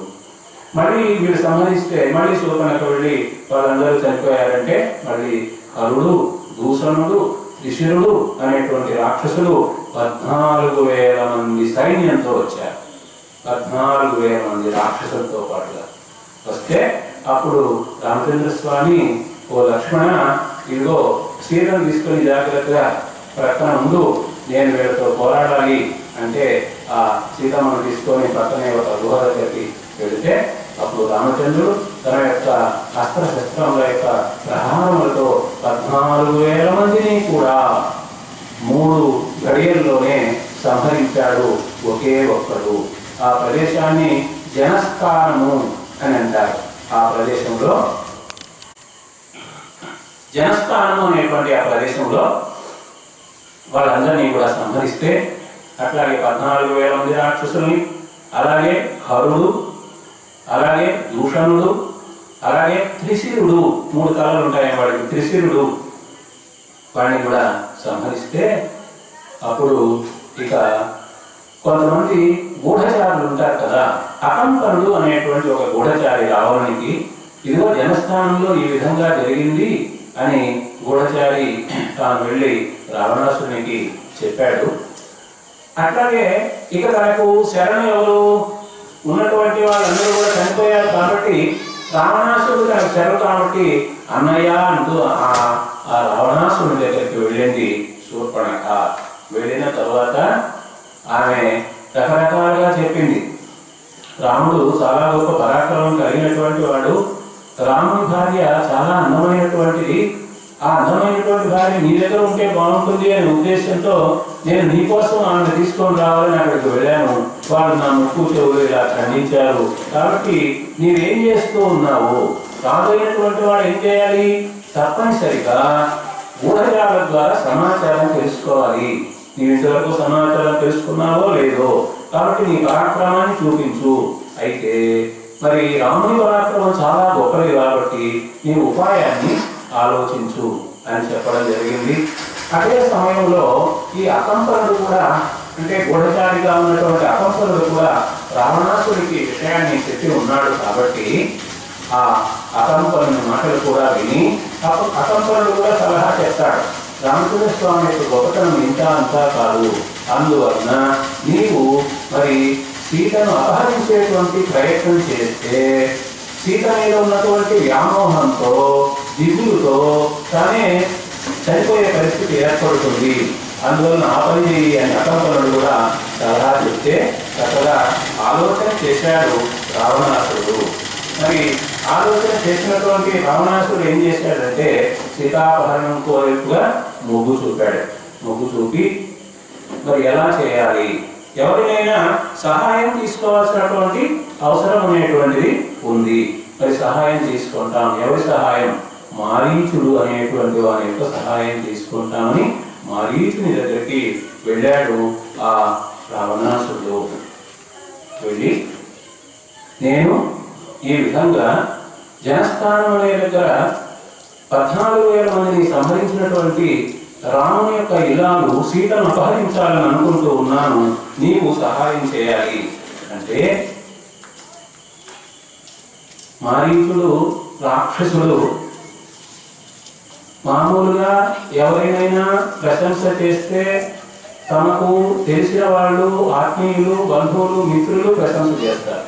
శత్రువు ఎప్పుడు ప్రశంస చేయరు. కానీ శత్రువు అయినటువంటి మారీచుడు రామచంద్ర స్వామి యొక్క గొప్ప గుణాలని, ఆయన యొక్క గొప్ప పరాక్రమాన్ని చక్కగా ప్రశంస చేశాడు రావణాసురుని దగ్గర. ఏమంటున్నాడంటే, అయ్యా రావణ, ఏమిటి నువ్వు ఎందుకు ఇట్లా ఆలోచించావు? ఇటువంటి సలహా నీకెవరు చెప్పారు? చాలామంది లోకంలో మనకి ఇష్టంగా ఉండే మాట చెప్తూ ఉంటారు. అయితే ఆ ఇష్టమైనటువంటి మాట మనకు కష్టపెడుతుంది. ఆ మాట చూడండి. సులభాః పురుషాః రాజన్ సతతం ప్రియవాదినః అప్రియస్య తు పథ్యస్య వక్తా శ్రోతా చ దుర్లభః. ఓ రాజా, సతతం అంటే ఎల్లప్పుడూ ప్రియవాదినః, ప్రియంగా మాట్లాడేటువంటి వాళ్ళు, తీయగా మాట్లాడేటువంటి వాళ్ళు. వినసొంపుగా ఉంటుంది ఆ మాట. అట్లా మాట్లాడేటువంటి వాళ్ళు లోకంలో ఎంతో మంది ఉంటారు. అయితే మేలు కలిగేటువంటి మాట, నీకు వినేదానికి కష్టంగా ఉన్నా సరే అటువంటి మాట, హితము అనేటువంటిది చెప్పేటువంటి వాళ్ళు లోకంలో లేరు. ఒకవేళ చెప్పినా వినేవాళ్ళు లేరు. నేను నీకు హితం చెప్పేదానికి సిద్ధం అవుతూ ఉన్నాను. నాలాగా నీకు మంచి మాట చెప్పేవాళ్ళు ఉండరు. నీ తోటే ఉండే రాక్షసులందరూ కూడా అలాగే వెళ్ళు, సీతను అపహరించు అని తీయనైనటువంటి మాటలు చెబుతూ ఉంటారు. అటువంటి వాళ్ళు లోకంలో ఎంతో మంది ఉంటారు. కానీ నేను చెప్పేటువంటి మాట నీకు ఇష్టం కాకపోవచ్చు, అయినా కూడా నేను చెబుతాను. ఇలాగా చెప్పేటువంటి వాళ్ళు లోకంలో అరుదు, వినేటువంటి వాళ్ళు కూడా అరుదు. చూద్దాం అంటూ మొదలుపెట్టి ఏమంటాడంటే, ననూనం బుధ్యసే రామం మహావీర్యం గుణోన్నతం అయుక్తచారశ్చ బలో మహేంద్రవరుణోపమం. రాముడు మహావీర్య సంపన్నుడు. అంతేకాకుండా ఆ రాముని యొక్క గుణ సంపద కూడా గొప్పది. ఆ గుణముల వలన, ఆయన యొక్క ధర్మం వలన కూడా బలము అనేటువంటిది పెరుగుతూ ఉంటుంది. కాబట్టి ఇంద్రునితో సమానమైనటువంటి రాష్ట్రం కలిగినటువంటి వాడు రాముడు అనేటువంటి విషయాన్ని నీవు గుర్తించవలసినటువంటి అవసరము అనేటువంటిది ఉంది. అపి స్వస్తి భవేత్తాత సర్వేషాం భువి రక్షసాం అపి రామో న సంక్రుద్ధః పుర్యాలోకమరాక్షసం. రామునికి గాని కోపం వచ్చినట్లయితే లోకములో ఎక్కడా రాక్షసుడు అనేటువంటి వాడు లేకుండా అందరినీ కూడా చంపివేస్తాడు. కాబట్టి ఈ ఆలోచన మానుకుంటే నీకు శుభము అనేటువంటిది కలుగుతుంది. లోకంలో రాక్షసులు అనేటువంటి వాడు మిగులుతారు. కాబట్టి ఈ ఆలోచన మంచిది కాదయ్యా. అపితే జీవితాంతాయ నోత్పన్నా జనకాత్మజా అపి సీతా నిమిత్తం చ న భవేత్ వ్యసనం మమ. నీవు సీత అపహరణ అని చెబుతూ ఉంటే ఇది నీ మరణానికి కారణము అని నాకు అనిపిస్తూ ఉంది. కాబట్టి పరభార్యాపహరణ అనేటువంటి వ్యసనం అనేటువంటిది మంచిది కాదయ్యా. నీకు హితాన్ని నేను చెబుతూ ఉన్నాను, చక్కగా గమనించు. నీకే కాదు, అపి త్వామీశ్వరం ప్రాప్య తావృత్తం నిరంకుశం న వినశ్యేత్ పురీ లంకా ప్రయాసః సరాక్షసా. నీవు ఇదే విధంగా సీతాపహరణ అనేటువంటి దాన్ని ఆలోచిస్తూ ఉన్నట్లయితే నీవు నాశనం అవుతావు, నీ యొక్క లంక నాశనం అవుతుంది, నీతో ఉండేటువంటి రాక్షసులు నీవు సమూలంగా నాశనం అవుతావయ్యా. అందువలన నీవు ఈ ఆలోచన అనేటువంటిది మానుకోవాలి. రాముడు ఎంత గొప్పవాడు అంటే, సపిత్రా పరిత్యక్తో నా మర్యాద కథంచన న లుబ్ధో న జతుశీలో న చ క్షత్రియ పాంసనః. రాముడు సుగుణాభిరాముడు. ఆయన ధర్మాన్ని ఆచరించేటువంటి వాడు, మంచి శీల సంపద కలిగినటువంటి వాడు, క్షత్రియుల్లో అందరిలో కూడా గొప్పవాడైనటువంటి వాడు, లోభ గుణము అనేటువంటిది ఎప్పుడూ కూడా లేనటువంటి వాడు, తండ్రి మాటను అనుసరించి అడవులకు వచ్చినటువంటి వాడు, రాజ్యాన్ని వదిలిపెట్టి నచ ధర్మ గుణైః కౌసల్యానందవర్ధనః. కౌసల్య కలిగినటువంటి కౌసల్యకు ఆనందాన్ని కలిగించేటువంటి వాడు, ధర్మాన్ని అనుసరించేటువంటి వాడు అని చెప్తూ ఒక్క మాట మారీచుడు చెప్పినటువంటి ఆ మాట జగత్ప్రసిద్ధమైనటువంటి మాట, రామో విగ్రహవాన్ ధర్మ సాధు సత్యపరాక్రమ రాజా సర్వస్య లోకస్య దేవానాం మఘవానివ. ఇంద్రుడు దేవతలందరికీ ఎట్లా రాగో ఆ విధంగా లోకాలన్నిటికీ కూడా ప్రభువుగా ఉండగలిగినటువంటి సామర్థ్యము పరాక్రమం కలిగినటువంటి వాడు రాముడు. రామో విగ్రహవాన్ ధర్మ. ధర్మం అనేటువంటిది ఎంతో గొప్పది కదా. ఆ ధర్మాన్ని తెచ్చి ఆ ధర్మానికి ఒక ఆకారం అనేటువంటిది మనం నిర్ణయించగలిగితే ఆ రాముని యొక్క ఆకారం మనకు లభిస్తుంది. ధర్మాన్ని ఒక విగ్రహంగా తయారు చేస్తే రాముడు తయారవుతాడు. మూర్తి భవించినటువంటి ధర్మమయ్యా రాముడు. కాబట్టి ఆ ధర్మము అతన్ని కాపాడుతుంది. సాధు సత్యపరాక్రమ. సత్యము అనేటువంటిదే ఆయన బలం, సత్యం అనేటువంటిదే తపస్సు. కాబట్టి సత్యపరాక్రముడు అని చెబుతూ కథం త్వం తస్య వైదేహీం రక్షితాం స్వేన తేజసా ఇచ్చసి ప్రసభం భక్తుం ప్రభామివ వివస్వతః. సూర్యుని యొక్క తేజస్సును మరి అపహరించడం అనేటువంటి సాధ్యం అవుతుందా? ఆ విధంగా నీవు ఆ రాముని యొక్క ఇలాన్ని సీతను అపహరించేదానికి నీకు సాధ్యం కాదయ్యా అని చక్కగా చెబుతూ రామో విగ్రహవాన్ ధర్మ అనేటువంటి ప్రసిద్ధమైనటువంటి మాటని ఆయన చెప్పడం అనేటువంటిది జరుగుతుంది. ఇలా చెబితే ఓహో అలాగనా, మంచి మాట చెప్పావు, నిజమే, ప్రస్తుతానికి నేను తిరిగి వెళ్తున్నాను అని తిరిగి వెనక్కి వెళ్ళాడు. వెనక్కి వెళ్ళిన తర్వాత మళ్ళీ ఆలోచించుకున్నాడు. శూర్పణఖ మాటలు, మారీచుని మాటలు, ఈ మాటలు ఆ మాటలు చక్కగా ఆలోచించుకొని మళ్ళీ ఎందువలన మూర్ఖుడు కదా, మూర్ఖునికి మంచి మాటలు కనుక ఎక్కువ కదా, అందువలన ఆయన మళ్ళీ ఒక నిర్ణయాన్ని తీసుకున్నటువంటి వాడై మారీచుడి దగ్గరికి రెండవసారి వచ్చాడు. రాజ్యం పాలయితుం శక్యం తీక్ష్ణేన నిశాచర నాపి ప్రతికూలేన నావినేతేన రాక్షస. మళ్ళీ కూడా మారీచుడు చెప్పాడు, నీవు వెళ్ళేటువంటిది ధర్మ మార్గం కాదు, అధర్మ మార్గము. అధర్మ మార్గంలో ప్రయాణం చేసేటువంటి వాడు రాజుగా నిలవగలడా? రాజుగా నిలవలేడు. నీ రాజత్వం అనేటువంటిది పోతుంది. నిన్ను చూసి నీ ప్రజలు కూడా ఇటువంటి మార్గంలో పరభార్యాపహరణ చేసేదానికి సిద్ధం అవుతారు కదా. కాబట్టి దర్శనాదేవ రామస్య హతం మాముపధారయ ఆత్మానం చ హతం విద్ధి కృత్వా సీతాం సబాంధవం.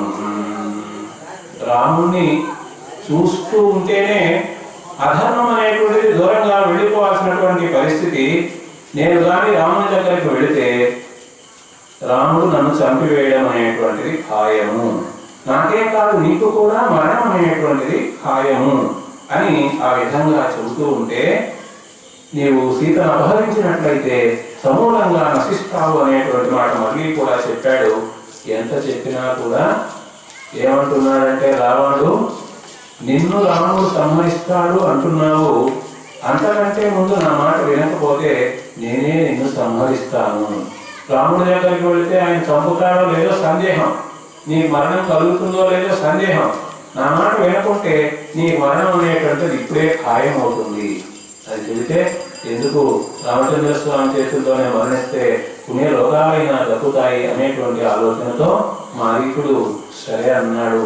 మరి వాళ్ళ యొక్క ప్రణాళిక ఏమిటి అంటే, ఒక మాయ జింక, మాయ లేడిగా ఈ మారీచుడు అక్కడ ఉంటే దాన్ని సీతమ్మ కోరుకుంటుంది. ఎందుకంటే అద్భుతమైనటువంటి రూపంతో ఈ మాయ లేడి అనేటువంటిది అక్కడ కనిపిస్తుంది. అందువలన మనోహర స్నిగ్ధవర్ణో రత్నైః నానావిధైర్వృతః క్షణే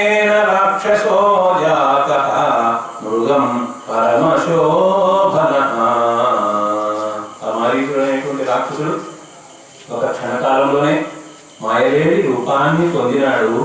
అబ్బా ఎంత అందంగా ఉంది ఆ మాయలేడి, మనస్సును హరిస్తూ ఉంది. ఆ జింక యొక్క రంగు స్నిగ్ధమైనటువంటి మనోహరమైనటువంటి పరసింపజేసేటువంటి రంగుతో బంగారు వర్ణంతో ప్రకాశిస్తూ ఉంది. దాని మీద అక్కడక్కడ కూడా కొన్ని మచ్చలు రత్నాల్లాగా ప్రకాశిస్తూ ఉన్నాయి.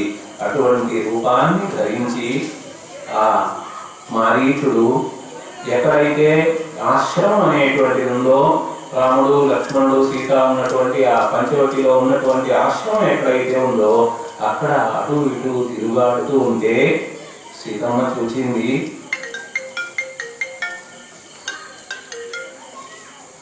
చూచిన తర్వాత మృగోక్యేవం విధో రత్న విచిత్రో నాస్తి రాఘవ జగత్యాం జగతీనాథ మాయేషాదిన సంశయః. లక్ష్మణుడు చూచి ఇది తప్పనిసరిగా రాక్షసుల యొక్క మాయ. ఎందుకంటే ఇంత గొప్పగా ఎక్కడా కూడా జింక అనేటువంటిది ఉండడం అనేది అసంభవము. కాబట్టి ఇది రాక్షస మాయ, వాళ్ళు కామ రూపాన్ని ధరించేటువంటి అవకాశం అనేటువంటిది ఉంది అని లక్ష్మణుడు చెబుతూ ఉంటే సీతమ్మ చూచింది.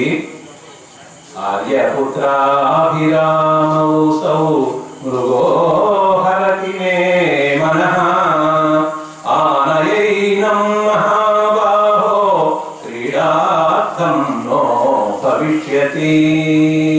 ఆర్యపుత్ర, ఓ ప్రాణనాథ, ఈ జింక చూచావా ఎంత బాగా ఉంది, నా మనస్సును హరిస్తూ ఉంది, మనోహరంగా ఉన్నది. కాబట్టి ఆ జింకను పట్టుకొని వచ్చినట్లయితే నాకు క్రీడార్థము దానితో ఆడుకుంటూ కాలక్షేపం చేస్తాను, దాన్ని పెంచుకుంటూ కాలక్షేపం చేస్తాను అని సీతమ్మ వారు అడుగుతూ ఉన్నారు. సమాప్త వనవాసానాం రాజ్యస్థానాం జన పునః అంతఃపుర విభూషార్థో మృగయేష భవిష్యతి. 14 సంవత్సరాలు వనవాసం అయిపోయిన తర్వాత మళ్ళీ మనం అయోధ్యకు వెళ్తాం కదా. అయోధ్యకు వెళ్ళినప్పుడు ఈ జింకను మనం పట్టుకుంటే మనం అప్పుడు తీసుకొని వెళ్ళినట్లయితే అంతఃపురంలో ఇది ఒక అందమైనటువంటి వస్తువుగా అలరాడుతూ ఉంటుంది కదా, శోభ కలిగిస్తూ ఉంటుంది కదా అని కోరింది ఆ సీతమ్మ. మరి భార్యామణి కోరితే మరి అది తెచ్చి ఇవ్వాలి అనేటువంటి ఆలోచన భర్త కలుగుతుంది. కాబట్టి వెంటనే రాముడు అంటున్నాడు, తీసుకొని రావాలనుకున్నాడు. పశ్య లక్ష్మణ వైదేహ్యాః స్పృహాం మృగగతామిమా రూపశ్రేష్ఠతయా హ్యేషః మృగోద్యమ భవిష్యతి. చూసావా నాయన తమ్ముడా లక్ష్మణ, ఇదిగో నీ వదిన కోరుకుంటూ ఉంది ఈ మాయలేడి, ఇది బంగారు జింక, ఈ బంగారు జింకను తెచ్చిమని అడుగుతూ ఉంది. మరి దానికోసం మనం ప్రయత్నం చేయవలసినటువంటి అవసరం ఉన్నది అంటూ నీవు జాగ్రత్తగా ఈమెను కాపాడుకుంటూ ఉన్నట్లయితే నేను వెళతాను అంటున్నాడు. ఇహత్వం భవ సన్నద్ధో యంత్రితో రక్ష మైథిలీం అస్యామాయత్తమస్మాకం యత్కృత్యం లఘునందన. నాయనా లక్ష్మణ, నీవు ఇక్కడ ఈ మిథిలానగర రాజపుత్రి అయినటువంటి ఈ సీతను జాగ్రత్తగా కాపాడుతూ ఉండు. నేను ఒక్కనే వెళ్ళి ఇదిగో దీన్ని బంధించి తీసుకొని వస్తాను. అహమేనం హరిష్యామి గ్రహీష్యామి వా మృగం యావద్గచ్చామి సౌమిత్రే మృగమానయతుం మృతం. నేను ఇప్పుడే బయలుదేరుతూ ఉన్నాను, దీన్ని పట్టి తీసుకొచ్చే ప్రయత్నం చేస్తాను. ఒకవేళ అలా దొరకకపోతే దీన్ని చంపైనా సరే దీని శరీరాన్ని సీత కోరినట్లుగా నేను తీసుకొని వస్తాను. నేను వెళ్తూ ఉన్నాను, జాగ్రత్తగా సీతకు కాపలాగా ఉండు అని అంటూ ఉంటే అప్రమత్తేన తే భావ్యం ఆశ్రమస్థేన సీతయా. ఆశ్రమంలో ఈ సీతతో పాటుగా నీవు అప్రమత్తుడుగా చాలా జాగ్రత్తగా ఉండాలి. ఎందుకంటే రాక్షస సంచారం అనేటువంటి జరుగుతుంది. ఇంతకుముందు కూడా విరాధుడు అనేటువంటి వాడు సీతమ్మను లాక్కెళ్ళిపోయాడు. కాబట్టి అటువంటి సన్నివేశాలు ఉన్నాయి. కాబట్టి మరి ఆ మాయలేడి కోసంగా వెళ్ళాడు రామచంద్రుడు. మరి ఆ జింక ఏం చేసిందంటే కొంచెం దూరంగా చిక్కకుండా అటు ఇటు ఇటు అంటూ దూరంగా వెళ్ళింది. వెళ్ళిన తరువాత ఓహో ఇది సాధారణంగా దొరికేటట్టు లేదు, తప్పకుండా దీన్ని సంహరించాలి అనేటువంటి ఆలోచనకు వచ్చాడు రామచంద్రుడు. శరీరం మృగరూపస్య వినిర్దిత్య శరోత్తమః మారీచశ్చైవ హృదయం వివేదాశని సన్నిభః. రామచంద్రుడు బాణాన్ని ప్రయోగించాడు. ఒకవేళగా ఆ రాక్షసుని చంపేదానికి, ఆ మాయలేడిని సంహరించేదానికి ఆ బాణం తగలడంతో ప్రాణాలు పోయేటువంటి పరిస్థితి ఏర్పడింది ఆ మాయలేడికి. అయితే ఆ మాయలేడి తాను ప్రాణాలు వదిలేటువంటి సమయంలో చక్కగా ఆలోచన చేసి సప్రాప్తకాలమాజ్ఞాయ చకార చ తతస్వరం సదృశం రాఘవస్యేవ ఆసీతే లక్ష్మణేతి చ. మాయలేడి రూపంలో ఉన్నటువంటి ఆ మారీచుడు చనిపోయేటువంటి పరిస్థితి వచ్చింది అని తెలుసుకొని హా సీత, హా లక్ష్మణ అని రాముని యొక్క గొంతును అనుకరిస్తూ పెద్దగా, మరి చాలా పెద్దగా, అంటే సీతాదేవి కూడా వినిపించేటట్టుగా అంత పెద్దగా బిగ్గరగా వాడు ఆ మాటలు మాట్లాడినాడు, అరిచినాడు అన్నమాట. మరి విన్నది సీతమ్మ. ఏమిటి? హా లక్ష్మణ, హా సీత. ఈ రెండు మాటలు అనేటువంటి వాడు రాముడే కదా, ఇంకెవరంటారు? మరి రాముడికి ఆపద వచ్చినట్లుంది. తప్పనిసరిగా ఈ విషయాన్ని గురించి పరిశీలించవలసినటువంటి అవసరం ఉంది. ఆయన లక్ష్మణ, విన్నావు కదా నీవు కూడా ఈ హా లక్ష్మణ, హా సీత అనేటువంటి మాటల్ని. రాముడికి ఆపద కలిగినట్టుంది కాబట్టి నీవు వెంటనే బయలుదేరు అంటే ఆ లక్ష్మణుడు, అమ్మా రామునికి ఆపద అనేటువంటిది ఉంటుందా? లేనే లేదు. ఇది కూడా ఒక రాక్షసమాయ. ఆ బంగారు లేడి అనేటువంటిది రాక్షసమాయ. ఈ విధంగా హా లక్ష్మణ, హాకా సీత అనేటువంటి అరుపులు కూడా నన్ను నీ నుంచి దూరం చేసే దానికోసంగా ఆ రాక్షసులు అనేటువంటిది అని చెబుతూ ఉంటే సీతామాత కొంత కటువుగా, పరుషంగా, మనస్తాపంగా మాట్లాడుతుంది. తం న సిద్ధ్యతి సౌమిత్రే తవాపి భరతస్య చ కథం ఇందీవరస్యామం రామం పద్మనిధేక్షణం ఉపసంసిత్య భక్తారం కామయే ప్రాకృతం జనం. లక్ష్మణ, నీ మనసులో ఏదో కపటం ఉన్నట్టుంది. నీ మనసులోనే కాదు, భరతుని మనసులో కూడా కపటం ఉండే ఇట్లా అడవులకు పంపించాడు. నీ మనసులో కపటం ఉండి రాముని కాపాడు అంటే లేదు లేదు ఇక్కడే ఉంటాను, నేను వెళ్ళను, నిన్ను కాపాడాలి అని ఇక్కడే కదలకుండా ఉన్నావే, రాముని కాపాడకుండా అంటూ ఆ దుర్బుద్ధి కలిగినటువంటి వాడివి నీవు. నేను అంత సులభంగా రామచంద్ర స్వామిని ఆరాధిస్తూ ఆయన భార్యగా ఉన్నటువంటి నేను ఇక ఇతరులకి ఎవరికి కూడా భార్యను కాను అని ఆమె మాట్లాడుతూ ఉంది. సమక్షం తవ సౌమిత్రే ప్రాణాన్ త్యక్చేన సంశయః రామం వినా క్షణమపి నహి జీవామి భూతలే. నేను రాముడు దూరం అయితే ప్రాణాలు విడిచిపెట్టాను, కానీ మరొకరిని ఆశ్రయించడము, మరొకరితో సుఖంగా ఉండడం అనేటువంటిది ఉండనే ఉండదు. కాబట్టి నీ యొక్క దుర్బుద్ధి అనేటువంటి మాని ఇప్పుడైనా సరే నీవు బయలుదేరి వెళ్ళాలి అంటే అంతటి అవాండం అనేటువంటిది ఆ సీతమ్మ మాట్లాడితే మరి ఇక చేసేది లేక అక్కడే ఉంటే ఇంకా అటువంటి మాటలు ఎన్ని వినవలసి వస్తుందో అని ఆ నమస్కారం చేసినటువంటి వాడే అక్కడి నుంచి ఆ బయలుదేరాడు. గమిష్యే యత్ర కాకుత్సః స్వస్తితేస్తు వరాననే. రాముడు ఎక్కడ ఉన్నాడో అక్కడికి నేను వెళ్తానమ్మా, నీకు శుభం కలుగుగాక.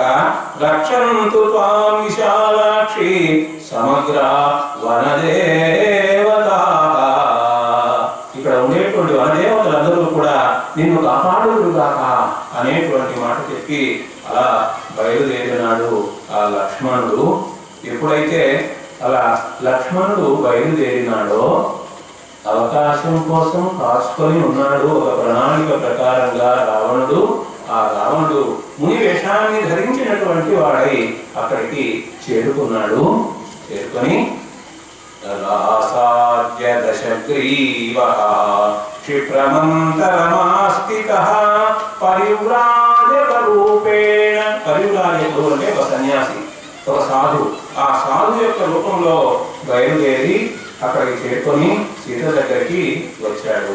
వచ్చిన తర్వాత మరి ఈ సీతను మరి ఆయన ఒక తాపసిగా వచ్చాడు కాబట్టి, అతిథిగా వచ్చాడు కాబట్టి మునులంటే ఎంతో గౌరవం కదా.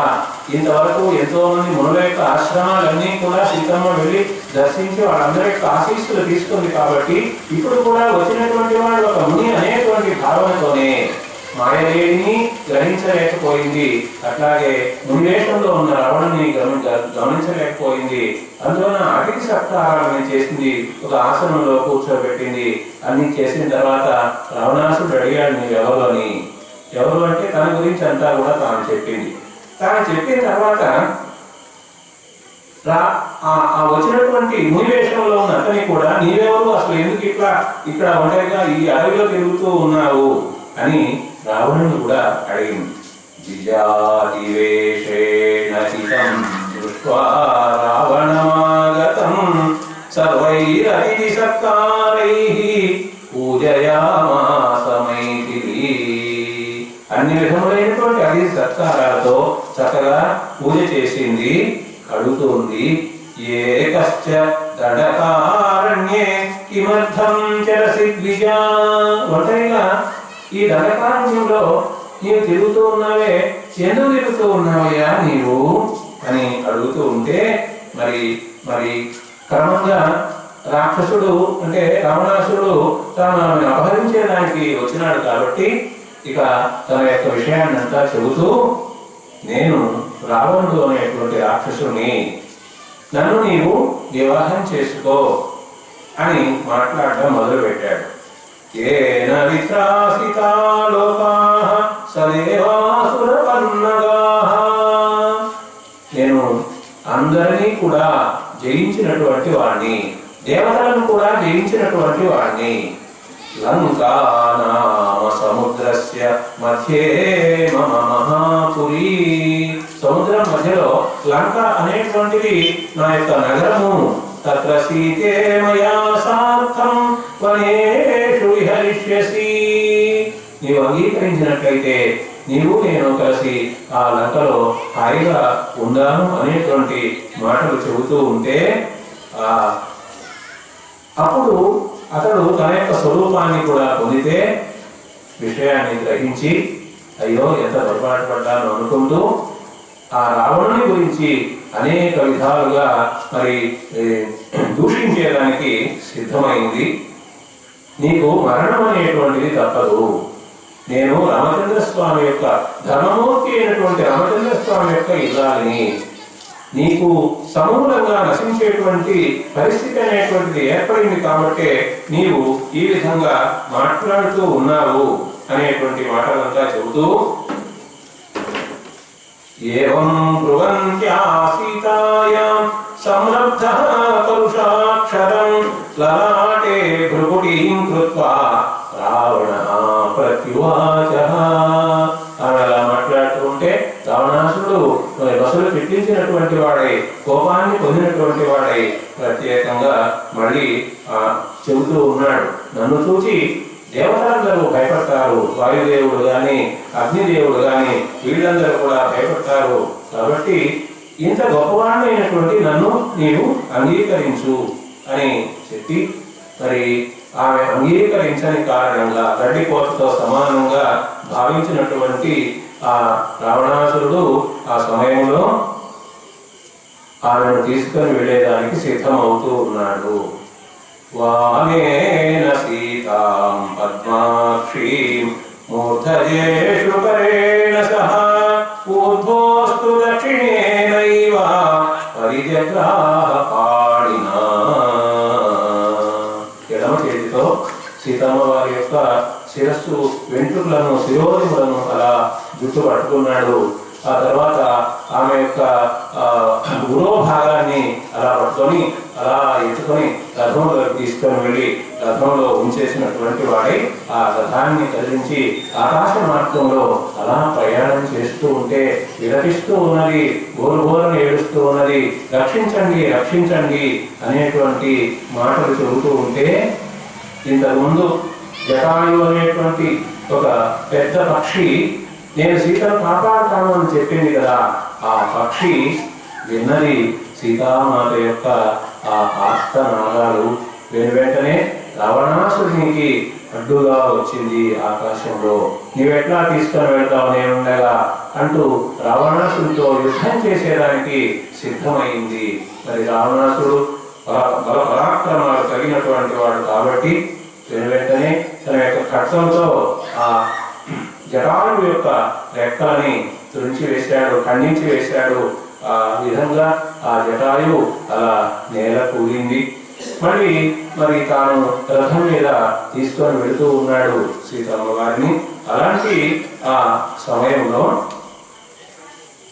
ఒక కొండ మీద అలా వెళుతూ ఉంటే సీతమ్మ వారు అలా కిందకు చూస్తే కొండ మీద కొన్ని వానరాలు, 4-5 కోతులు వానరాలు కనిపిస్తే ఓహో వీళ్ళు ఇక్కడ ఉన్నారు కదా, నేను నా యొక్క ఆభరణాలని నా యొక్క వస్త్రంలో కొద్దిగా వేసి దాన్ని ముడివేసి ఆ మూటని అక్కడ వదిలిపెట్టే వాళ్ళ దగ్గర నేను ఈ మార్గంలో అపహరింపబడ్డాననేటువంటి విషయం తర్వాత తెలుసుకునే అవకాశం ఉంటుంది, ఎవరైనా తెలియజేస్తారనే ఉద్దేశంతో ఆకాశ మార్గంలో వెళుతూ ఉన్నటువంటి ఆ సీతామాత తన యొక్క ఆభరణములలో కొన్నింటిని తీసుకొని వస్త్రమును కొద్దిగా తీసి అందులో ముడివేసి ఆ మూటను ఆ వానరులు ఉండే దగ్గర అలా విడిచివేసింది. సుగ్రీవుడు, హనుమంతుడు వీళ్ళందరూ కూడా అక్కడ ఉన్న విషయం ఒక పర్వతం దగ్గర అక్కడ అలా వేసి ఆ తర్వాత మరి ఇక చేసేది లేక రావణాసునితో పాటుగా ఆ రథంలో లంకను చేరింది. లంకలో అక్కడ అంతఃపురానికి తీసుకొని వెళ్ళి అక్కడ కూడా తన యొక్క వైభవాన్ని అంతా కూడా చూపించి వశపరుచుకునేదానికి ఆమెను ఒప్పించేదానికి ప్రయత్నం చేస్తూ ఉన్నాడు. తన శాపం కారణంగా ఒప్పిస్తూ ఉన్నాడు, అంతేగాని లేకపోతే బలాత్కరించేసి ఉండేవాడు. ఆ బలాత్కరణ చేసి ఉంటే వెంటనే అతని శిరస్సు ముక్కలైపోతుంది. ఒక శాపం ఉంది కాబట్టి, ఒక అప్సరస యొక్క శాపం ఉంది కాబట్టి మళ్ళీ రాక్షస స్త్రీలందరికీ అప్పచెప్పి అశోకవనము అనేటువంటి ఆ ప్రదేశంలో ఆమె నుంచి మీరందరూ కాపలాగా ఉండండి, మాటలు చెబుతూ ఉండండి, నా ప్రతాపాన్ని చెబుతూ ఉండండి, ఆమెను ఒప్పించండి నన్ను వివాహం ఆడేదానికి, నాతో సుఖపడేదానికి అని చెబుతూ ఇదిగో నీకు సీతా 1 సంవత్సర కాలం అనేటువంటి గడువుగా ఇస్తూ ఉన్నాను అని చెప్పి ఆయన ఆ అంతఃపురంలోకి తాను వెళ్ళిపోయాడు. ఆ సీతామాత అక్కడ ఆ లంకలో అశోకవనంలో మరి బాధపడుతూ ఉన్నది. అలాంటి సమయంలో ఇక్కడ ఆశ్రమాన్ని వదిలి లక్ష్మణుడు వెళ్ళినాడు కదా, రాముణ్ణి కలుసుకున్నాడు. రాముడు తన దగ్గరికి లక్ష్మణుడు వస్తూ ఉంటే ఆశ్చర్యపడ్డాడు. ఏమిటి, ఆశ్రమంలో ఒంటరిగా సీతను వదిలి లక్ష్మణుడు వస్తూ ఉన్నాడా? అడిగాడు, ఏమిటి, ఎందుకు వచ్చేసావు ఇట్లాగా? మరి సీత ఒంటరిగా ఉంది కదా, నీ వదిన ఒంటరిగా ఉంది కదా, ఎందుకు ఇలా వచ్చేసావు అని ప్రశ్న వేస్తే లక్ష్మణ స్వామి ఇదిగో ఈ విధంగా అనరాని మాటలు నేను వినరాని మాటలు విన్నాను, అందువలన ఇలా వచ్చానంటే, అయినా కూడా నేను వదిలిపెట్టి రాకుండా ఉండవలసింది కదా, మరి మనం ఆశ్రమానికి వెళ్ళేసరికి సీత కనిపిస్తుందో లేదో అనేటువంటి సందేహంతో వాళ్ళు రాముడు లక్ష్మణుడు ఇరువురు కూడా గబగబా పర్ణశాల వద్దకు చూశారు. అక్కడ పర్ణశాల సీతాదేవి లేనటువంటి పర్ణశాల. దదర్శ పర్ణశాలాంచ సీతాయా రహితాం తదా శ్రియా విరహితాం ధస్తాం హేమంతే పద్మినీవా. ఎంతో శోభ ఉండేటువంటిది సీతామాత అక్కడ ఉన్నప్పుడు. ఆ శోభ అంతా కూడా తొలగిపోయింది. మరి నిర్జన ప్రదేశం అన్నట్లుగా ఉంది. అటువంటి ఆశ్రమాన్ని చూశాడు రామచంద్రుడు. మరి ఎంతో బాధపడుతూ ఉన్నాడు. ఎందువల్లంటే సహధర్మచారిని ప్రతి క్షణం కూడా తన సేవ చేస్తూ ఉన్నటువంటి ఇల్లాలు తన మనస్సు ఎరిగినటువంటిది, ఆమె మనస్సు తాను ఎరిగి మరి ఈ భోగ భాగ్యములన్నీ కూడా వదిలిపెట్టి తనతోటే వనవాసానికి వచ్చి కష్టాలు పడుతూ నేల మీద సహిస్తూ మరి ఇన్ని కష్టాలు పడుతూ ఉన్నటువంటి సీతను నేను కాపాడుకోలేకపోయాను కదా అనేటువంటి ఆ బాధ అనేటువంటిది, బాధతోటే కొంత కోపం అనేటువంటిది కూడా రామచంద్ర స్వామి కలుగుతూ ఉంది. అందువలన కోపించి అక్కడ ఇక్కడ అంతా కూడా వెతికి ఎక్కడా కనబడకపోయేసరికి ఈ విధంగా నేను ధర్మాన్ని అనుసరించి సత్ప్రవర్తన కలిగినటువంటి వాడనై, పితృవాక్య పరిపాలనతో ఉన్నటువంటి వాడనై, లోభం అనేటువంటి గుణం లేకుండా ఉన్నటువంటి నన్ను ఈ విధమైనటువంటి కష్టం అనేటువంటిది చేరిందే. మరి దేవతలందరూ కూడా నన్ను కాపాడేదానికి, నా సీతను కాపాడేదానికి మరి ప్రయత్నం చేయలేదా? అటువంటిప్పుడు నేను ఎందుకు ధర్మ మార్గంలో ఉండాలి, ఈ ప్రపంచాన్నంతా కూడా బూడిద చేసేటువంటి ప్రయత్నం చేస్తాను అనేటువంటి ఆలోచన చేస్తూ ఉన్నాడు.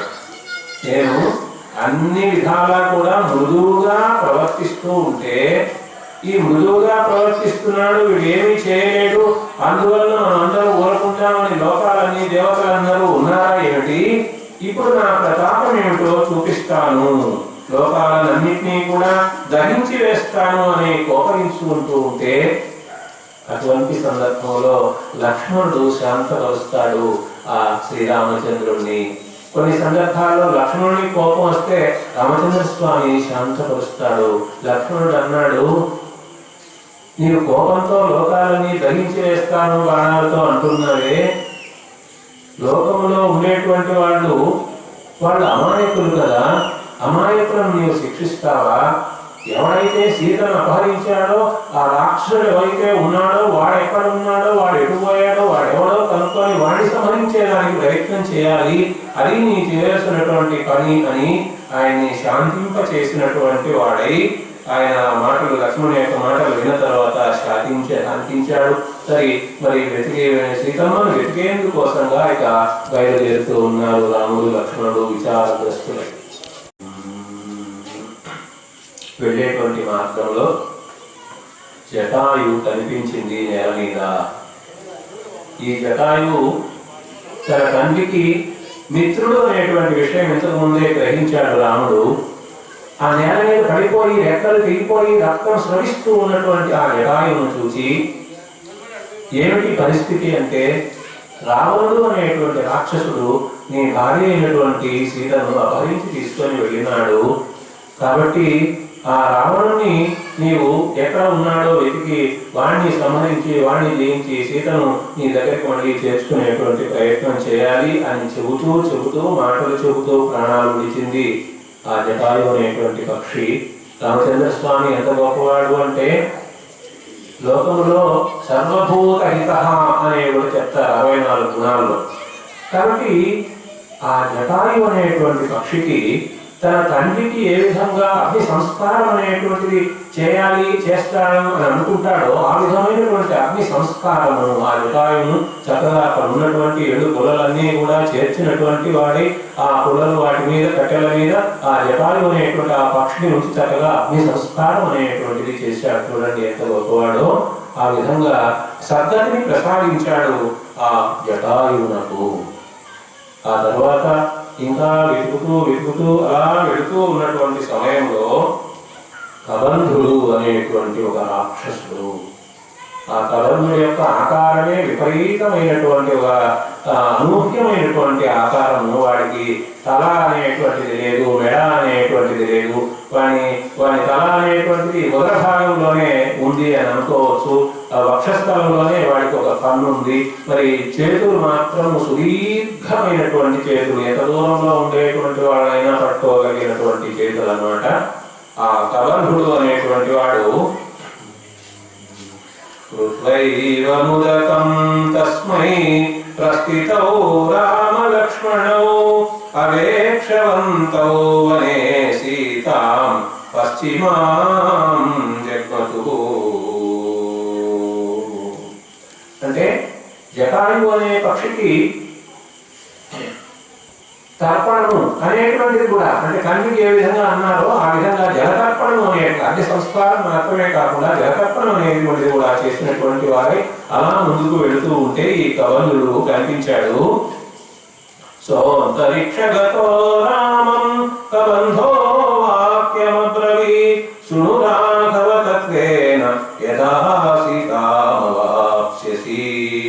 కబంధుడు వీళ్ళిద్దరిని కూడా దూరంగా పొడవైనటువంటి చేతులు ఉన్నాయి కాబట్టి ఆ పొడవైన చేతులతో వీళ్ళిద్దరిని కూడా పట్టేసుకొని దగ్గరకు తీసుకుంటే అప్పుడు ఈ రాముడు లక్ష్మణుడు ఇద్దరు కూడా కబంధుని యొక్క చేతులని తమ యొక్క ఖడ్గములతో ఖండించి వేశారు.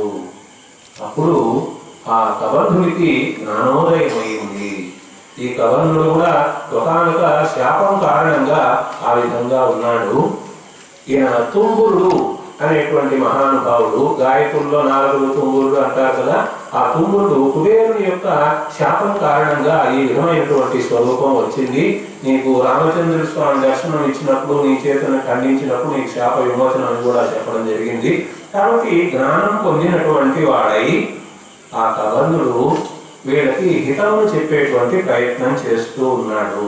శృణు రాఘవ తత్వేన యథా సీతామవాప్స్యసి.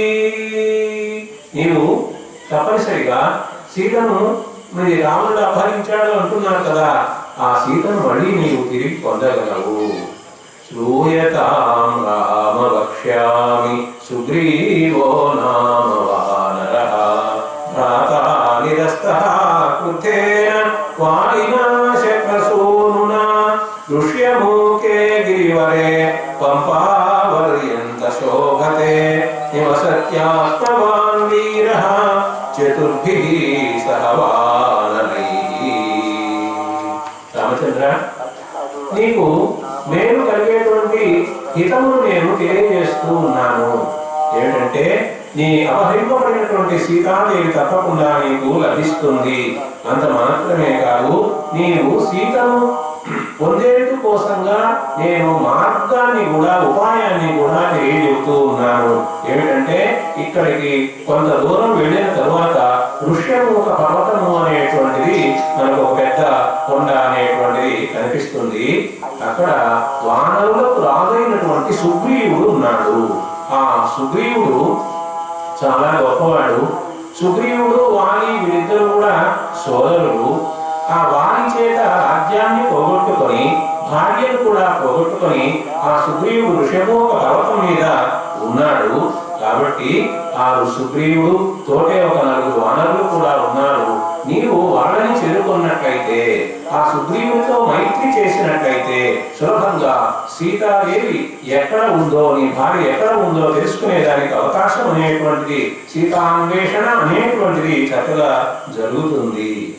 సతే సహాయో మిత్రంచ సీతాయా పరిమార్గణే భవిష్యతి తే రామ మా చ శోకే మనఃకృతా. సీతాదేవి కనిపించలేదనేటువంటి బాధను నీవు వదిలివేయవచ్చయ్యా. సీత తప్పకుండా కనిపిస్తుంది. వాళ్ళు నీకు సీత అన్వేషణలో సహాయం చేస్తారు. సుగ్రీవుని దగ్గర వానర సైన్యం ఉంది. ఆ వానర సైన్యం 100,000, 1000, లక్షలు, కోట్ల కొలది వానరులు ఉన్నారు. వాళ్ళందరూ కూడా అన్ని దిక్కులా వెళ్ళి సీతను వెతికేటువంటి ప్రయత్నం చేస్తారు. భవితవ్యం హి యచ్చాపి సదస్యత్య మహాన్యథా కర్తుమిక్ష్వాకుశార్థోల కాలోహి దురతిక్రమః. కాలము అనేటువంటిది ఉందే, ఈ కాలమును అతిక్రమించేదానికి ఎవరికి కూడా వీలు కాదయ్యా. అందువల్ల మహాత్ముడైనటువంటి ధర్మాత్ముడైనటువంటి నీకు కూడా ఇటువంటి కష్ట పరిస్థితి ఏర్పడింది. ఇది కాల మహిమ, విధి వీరా. అందువలన నీవు శోకమును మాని గచ్చ శీఘ్రమితో రామ సుగ్రీవం తం మహాబలం. ఇక ఇక్కడ ఉండకుండా, ఆలస్యం చేయకుండా నీవు ఇక్కడి నుంచి త్వరగా ఆ సుగ్రీవుని చేరుకునేదానికి ప్రయత్నం చేయి. నీకు మార్గంలో శబరి అనేటువంటి ఒక మహానుభావురాలు కూడా దర్శనమిస్తుంది. ఆ శబరిని కూడా నీవు దర్శించు. తౌ దృష్ట్వా తదా సిద్ధా సముత్థాయ కృతాంజలిః రామస్య పాదౌ జగ్రాహ లక్ష్మణస్య చ ధీమతః. ఈ కవంధుడు చెప్పినటువంటి మార్గాన్ని అనుసరించి అలా ముందుకు వెళుతూ ఉంటే అక్కడ శబరి అనేటువంటి ఆమె కొండజాతి స్త్రీ ఆమె కనిపించింది. కనిపిస్తే ఆశ్రమానికి వచ్చినటువంటి ఈ రామలక్ష్మణులను ఇద్దరిని కూడా చూచి నమస్కారం చేసి ఆ రామలక్ష్మణుల పాదాలకి ఆమె ఎంతగానో సేవ అనేటువంటిది చేసింది. ఇక్కడ మతంగ మహర్షి యొక్క ఆశ్రమం కూడా ఉంది. ఈమె మతంగ మహర్షి యొక్క శిష్యురాలు అనేటువంటి విషయం కూడా మొత్తం మీద ఆ మతంగ మహర్షి కూడా ఈమెకు తెలియజేసి ఉన్నాడు, నీకు రామ దర్శనం అవుతుంది. రామచంద్ర స్వామి ధర్మమూర్తి అయోధ్యానగర ప్రభు అయినటువంటి దశరథ మహారాజు యొక్క కుమారుడు ఇటుగా వస్తాడు, ఆయన దర్శించుకో అనేటువంటి విషయం మతంగ మహర్షి కూడా తెలియజేశాడు. కాబట్టి ఆమె ఎదురు చూస్తూ ఉంది. రాముడు లక్ష్మణుడు సీత వచ్చారు, నా యొక్క జన్మ ధన్యమైంది అని ఆమె ఇలా చెబుతూ ఉంది. అద్య మే సఫలం జన్మ స్వర్గశ్చైవ భవిష్యతి త్వయి దేవవరే రామ పూజితే పురుషర్షభ. ఓ రామచంద్ర, నీకు నేను పూజ చేశాను, ఈరోజు నా జన్మ ధన్యమైంది. మరి నాకు స్వర్గ సుఖము అనేటువంటిది కూడా స్వర్గలోకం అనేటువంటిది కూడా సంప్రాప్తం అవుతుంది నీ యొక్క దర్శనం కారణంగా, నీ యొక్క పాదసేవ, నీ యొక్క పూజ కారణంగా అంటూ చక్షుషా తవ సౌమ్యేన పూతాస్మి రఘునందన గమిష్యామ్యక్షయాన్ లోకాన్ త్వత్ప్రసాదాదరిందమా. రామచంద్ర, నీ యొక్క చూపులు ఎంత గొప్పవి అంటే ఆనందాన్ని కలిగిస్తాయి, మరి మోక్షాన్ని కూడా ప్రసాదిస్తాయి. అటువంటి కృపతో కూడినటువంటి చూపులయ్యా, నీ యొక్క కటాక్షం అనేటువంటివి అంత గొప్పవి. అటువంటి చూపులతో నన్ను చూచావయ్యా, దీని కారణంగా అక్షయమైనటువంటి లోకములన్నీ కూడా నాకు సంప్రాప్తిస్తూ ఉన్నాయి నీ యొక్క అనుగ్రహంతో, నీ యొక్క ప్రసాదంతో అని ఆ రామచంద్ర స్వామిని ప్రశంస చేస్తూ ఉన్నది. అనుజ్ఞాతే తు రామేణ ఉత్వాత్మానం హుతాశనే జ్వలత్పావక సంకాశ స్వర్గమేవ జగామసా. గురువు చెప్పున్నాడు కాబట్టి, మతంగ మహర్షి చెప్పున్నాడు కాబట్టి ఆ విధమైనటువంటి భక్తి తాత్పర్యములతో ఆమె సేవ చేసింది. ఆ తర్వాత రామచంద్ర స్వామి దగ్గర సెలవు తీసుకున్నది. సెలవు తీసుకుని ఆమె మరి శరీరాన్ని చాలించి ఉత్తమ లోకాలకు వెళ్ళాలనేటువంటి ఆలోచనతో ఉంది కాబట్టి అగ్నిని ఏర్పరచుకొని ఆ అగ్నిలో తాను లీనమైనది. తన యొక్క శరీరాన్ని అగ్నికి సమర్పితం అనేటువంటిది చేసింది. ఆ తరువాత తేజస్సుగా మారి ఆ తేజస్సుగా స్వర్గలోకానికి ఆమె చేరుకున్నది. తతో మహద్ధర్మ సుదూర సంక్రమః క్రమేణ గత్వా పరిలోకయన్ వనం దదర్శ పంపాం శుభదర్శకాననాం అనేక నానావిధ పక్షి సంకులాం. మరి శబరిని దర్శించిన తర్వాత, ఆమెను అనుగ్రహించిన తర్వాత మళ్ళీ రాముడు లక్ష్మణుడు సీత అలా ప్రయాణం చేస్తూ ఉన్నారు. ఎందుకంటే మనకు కబంధుడు వాళ్ళకు ఉపదేశం చేశాడు కదా, సుగ్రీవుడు ఉండేటువంటి ప్రదేశానికి చేరుకోండి, ఆయనతో స్నేహం చేయండి అని. కాబట్టి ఆయన చేరుకునేటువంటి మార్గంలో పంపా నది అనేటువంటి నది కనిపించింది. మరి ఆ నదిని కూడా చూస్తూ అలాగా బయలుదేరి పంపా సరస్సును చేరుకొని అక్కడి నుంచి మళ్ళీ కిష్కింధ అనేటువంటి ఆ ప్రదేశం ఉండేటువంటి చోటుకి వెళ్ళాలి అని వాళ్ళు ప్రయత్నం చేస్తూ ఉన్నారు. ఆ విధంగా రామచంద్ర స్వామి తాను ఎంతమందిని అనుగ్రహించాడో మనం చెప్పలేము. రామచంద్ర స్వామి ఈ అరణ్యవాసం సందర్భంగా ఎంతో మంది మునులను దర్శించాడు. అట్లాగే ఎంతో మంది మునుల యొక్క ఆశీస్సులు స్వీకరించాడు. అట్లాగే ఎంతో మందిని దుష్టులను శిక్షించాడు. రామచంద్ర స్వామి యొక్క అవతార ప్రయోజనం ఏమిటి అంటే పరిత్రాణాయ సాధూనాం వినాశాయ చ దుష్కృతాం ధర్మ సంస్థాపనార్థాయ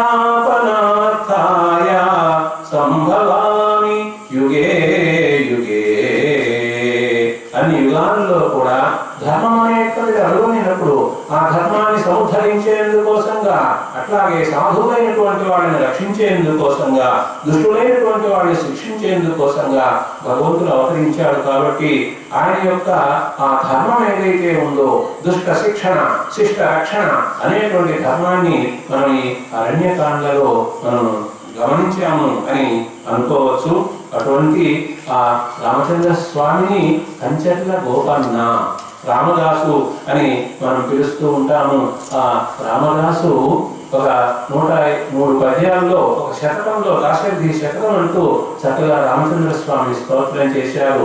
ఆయన యొక్క లీలలన్నీ చక్కగా వర్ణించారు. ఇలాగా దాసిన చుట్టమా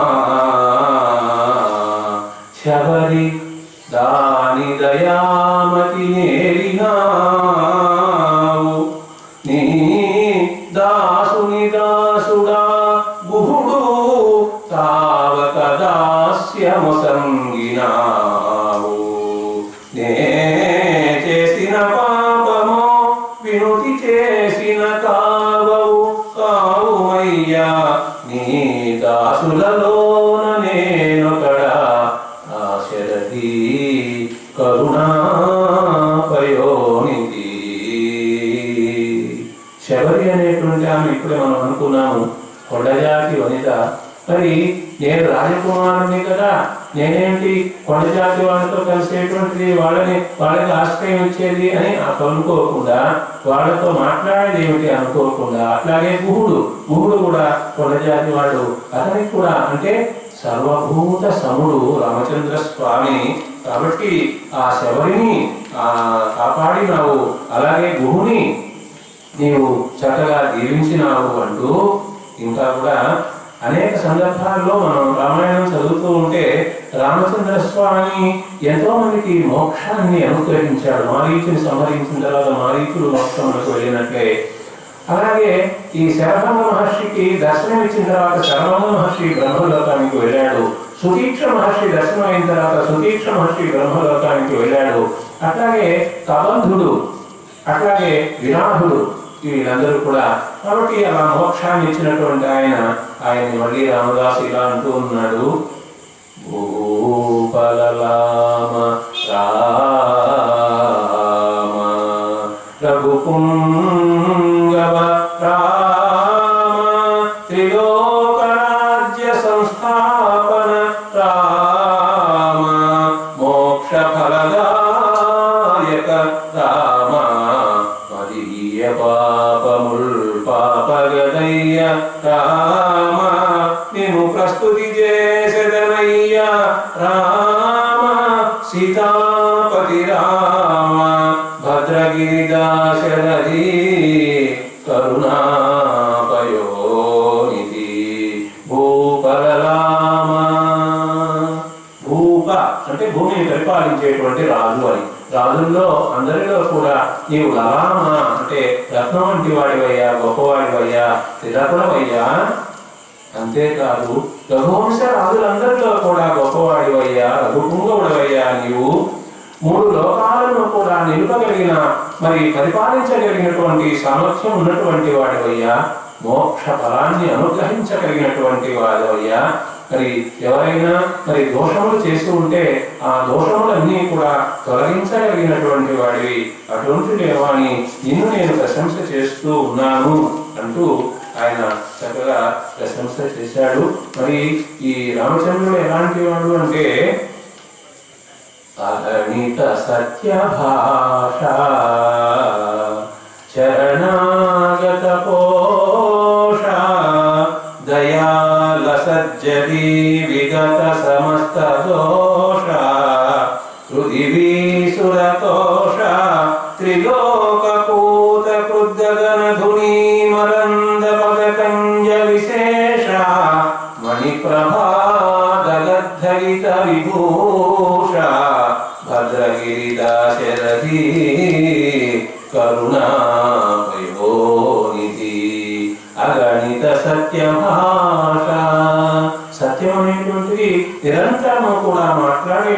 వాడివయ్యా నీవు. ఆ సత్యము అగణితము, లెక్కింపరానిది, గణింపరానిది, మహిమోపేతమైనటువంటిది. అంతేకాదు శరణాగత కోశ, ఎవరైతే నిన్ను శరణు అంటారో అలాంటి వాళ్ళందరినీ కూడా మరి రక్షించేటువంటి వాడివి. ఇప్పుడే మనం గమనించాము, దండకారణ్యంలో ఉండేటువంటి మునులందరూ కూడా ఒక సంఘంగా, ఒక సమూహంగా వచ్చి అయ్యా నీవే శరణు, అన్యథా శరణం నాస్తి, త్వమేవ శరణం మమ అన్నట్లుగా వేడుకుంటే వాళ్ళందరినీ కూడా కాపాడినాడు. శరణాగత కోశ దయాల సజ్జరీ విగత సమస్త దోష. దయా అనేటువంటిది ఇంత అంతా కాదు, లెక్కలేనంత అపారమైనటువంటి దయాగుణమునకు కలిగినటువంటి వాడు శ్రీరాముడు. పృథివీసురతోష, బ్రాహ్మణోత్తములందరినీ కూడా సంతోషం కలిగించే విధంగా ప్రవర్తించేటువంటి వాడు. ఇంతకుముందు కూడా సీతమ్మ వారు అడిగినప్పుడు నేను మునీశ్వరులందరికీ కూడా నేను ప్రతిజ్ఞ చేశాను, వాళ్ళందరూ కూడా బ్రాహ్మణోత్తములు. ఆ బ్రాహ్మణోత్తములకు ఇచ్చినటువంటి మాట కోసము నిన్నైనా వదులుకుంటాను, అట్లాగే లక్ష్మణునైనా వదులుకుంటాను, కానీ బ్రాహ్మణోత్తములకు ఇచ్చినటువంటి ఆ ప్రతిజ్ఞను మాత్రం నేను వెనక్కి తీసుకోను అంటాడు. కాబట్టి సురతోష త్రిలోకపూత కృద్గగన ధుని మరంద పదకంజ విశేష. రాముడే మహావిష్ణువు కాబట్టి మహావిష్ణు యొక్క పాద పద్మములందు గంగ ఆవిర్భవించింది. ఆ విధంగా గంగ ఆవిర్భావానికి కారణమైనటువంటి పాదపద్మములు కలిగినటువంటి వాడా. మణిప్రభాదరథలిత విభూష, అనేక విధమైనటువంటి మనులతో కూడినటువంటి ఆభరణాలన్నీ చక్కగా కలిగి ప్రకాశవంతమైన తేజవంతమైనటువంటి స్వరూపంతో అలరాడేటువంటి మహానుభావ. దగిరిదాశరథి కరుణా పయోనిధి అంటూ రామదాసు గారు చక్కగా గానం చేశారు. మరి ఇలాగా ఈ సందర్భంలో మనం మధ్యలో కూడా అనేక విషయాల్ని మన రామదాసు మొదలైన వాళ్ళు చేసినటువంటి కీర్తనలన్నింటినీ కూడా మనం వినేటువంటి ప్రయత్నం చేద్దాము. ఇంతవరకు ఎంతో భక్తి శ్రద్ధలతో అందరూ కూడా రామచంద్ర స్వామి యొక్క కథ, రామాయణము.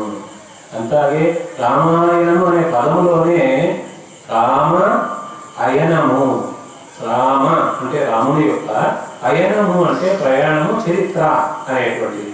ఇదే రెండు ఇంకొక విధంగా విడదీస్తే రామా అయనము, రామా అంటే సీత, సీత యొక్క చరిత్ర అనేటువంటిది కూడా రామాయణం అనేటువంటి పదములనే చక్కగా వివరించి ఉన్నారు. అటువంటి రామాయణంలో ఇంతవరకు మనం బాలకాండ, అయోధ్యకాండ, అరణ్యకాండ అనేటువంటి విషయాల్ని యథాశక్తి నేను తెలిసినటువంటి కొద్ది మాటల్లో మీ ముందు ఉంచాను.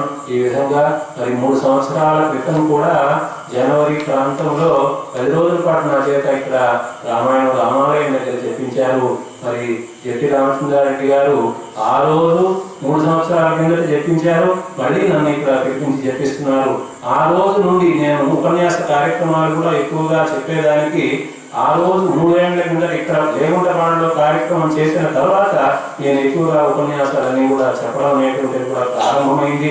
అదంతా ఆ రామచంద్ర స్వామి యొక్క కృపా విశేషము అని నేను భావన చేస్తూ ఇప్పుడు శ్రీ సీతారామ కళ్యాణం అనేటువంటి ఒక గ్రంథాన్ని కూడా, పద్య గ్రంథం 650 పద్యాలతో పద్య గ్రంథాన్ని కూడా రాసే ప్రయత్నం చేస్తూ ఉన్నాను. మీకు బాలకాండలో 2 రోజుల పాటు, 2వ రోజు 3వ రోజు నేను మీకు తెలుగు పద్యాలు వినిపించాను. ఆ పద్యాలని నేను రాసినటువంటి పద్యాలే. రామచంద్ర స్వామి యొక్క అనుగ్రహంతో ఆ పద్య రచన అనేటువంటిది కొనసాగుతూ ఉంది. 2 నెలల పుస్తకం కూడా తయారవుతుంది. మొత్తం మీద ఈ లేగుంటపాడు గ్రామంలో ఉండేటువంటి గ్రామస్తులందరూ, భక్తులందరూ కూడా ఒక ప్రత్యేకమైనటువంటి ఆదర్శవంతమైనటువంటి భక్తి ప్రపత్తులతో ఉన్నారనే విషయం నేను చెబుతూ ఉంటాను. ఈ మధ్య ముఖాముఖి కార్యక్రమాన్ని యూట్యూబ్ ఛానల్ వాళ్ళు వచ్చి నాతో మాట్లాడి మీకు సంతృప్తికరమైనటువంటి సన్నివేశం ఏది అని అడిగితే, లేవుంటపాడులో 3 సంవత్సరాల క్రితం నేను రామాయణం చెప్పానండి. అక్కడ 150 మంది భక్తులు అలాగే ఉండి 10 రోజుల పాటు విని చక్కగా సత్కారం చేశారు, శ్రద్ధగా విన్నారు అని నా సంతృప్తిని కలిగించినటువంటి సన్నివేశం నా జీవితంలో అది అని ప్రత్యేకంగా చెప్పుకున్నాను. కాబట్టి ఆ విధంగా నాకు సంతృప్తిని కలిగించినటువంటి లేవుంటపాడు గ్రామవాసులందరికీ కూడా ధన్యవాదాలు తెలియజేసుకుంటూ మళ్ళీ మనం రేపటి దినము మరి కిష్కింధకాండ మనం చదువుకునేటువంటి ప్రయత్నం చేద్దాం. శ్రీరామచంద్ర శ్రితపారిజాతః कल्याणगुणाभिरामः सीतामुखाम्भोरुहचञ्चरीको निरन्तरं मङ्गलमातनोतु आपदामपहर्तारं दातारं सर्वसम्पदां लोकाभिरामं श्रीरामं भूयो भूयो नमाम्यहम् स्वस्ति प्रजाभ्यः परिपालयन्तां न्याय्येन मार्गेण महीमहीषाः गोब्राह्मणेभ्यः शुभमस्तु नित्यं लोकाः समस्ताः सुखिनो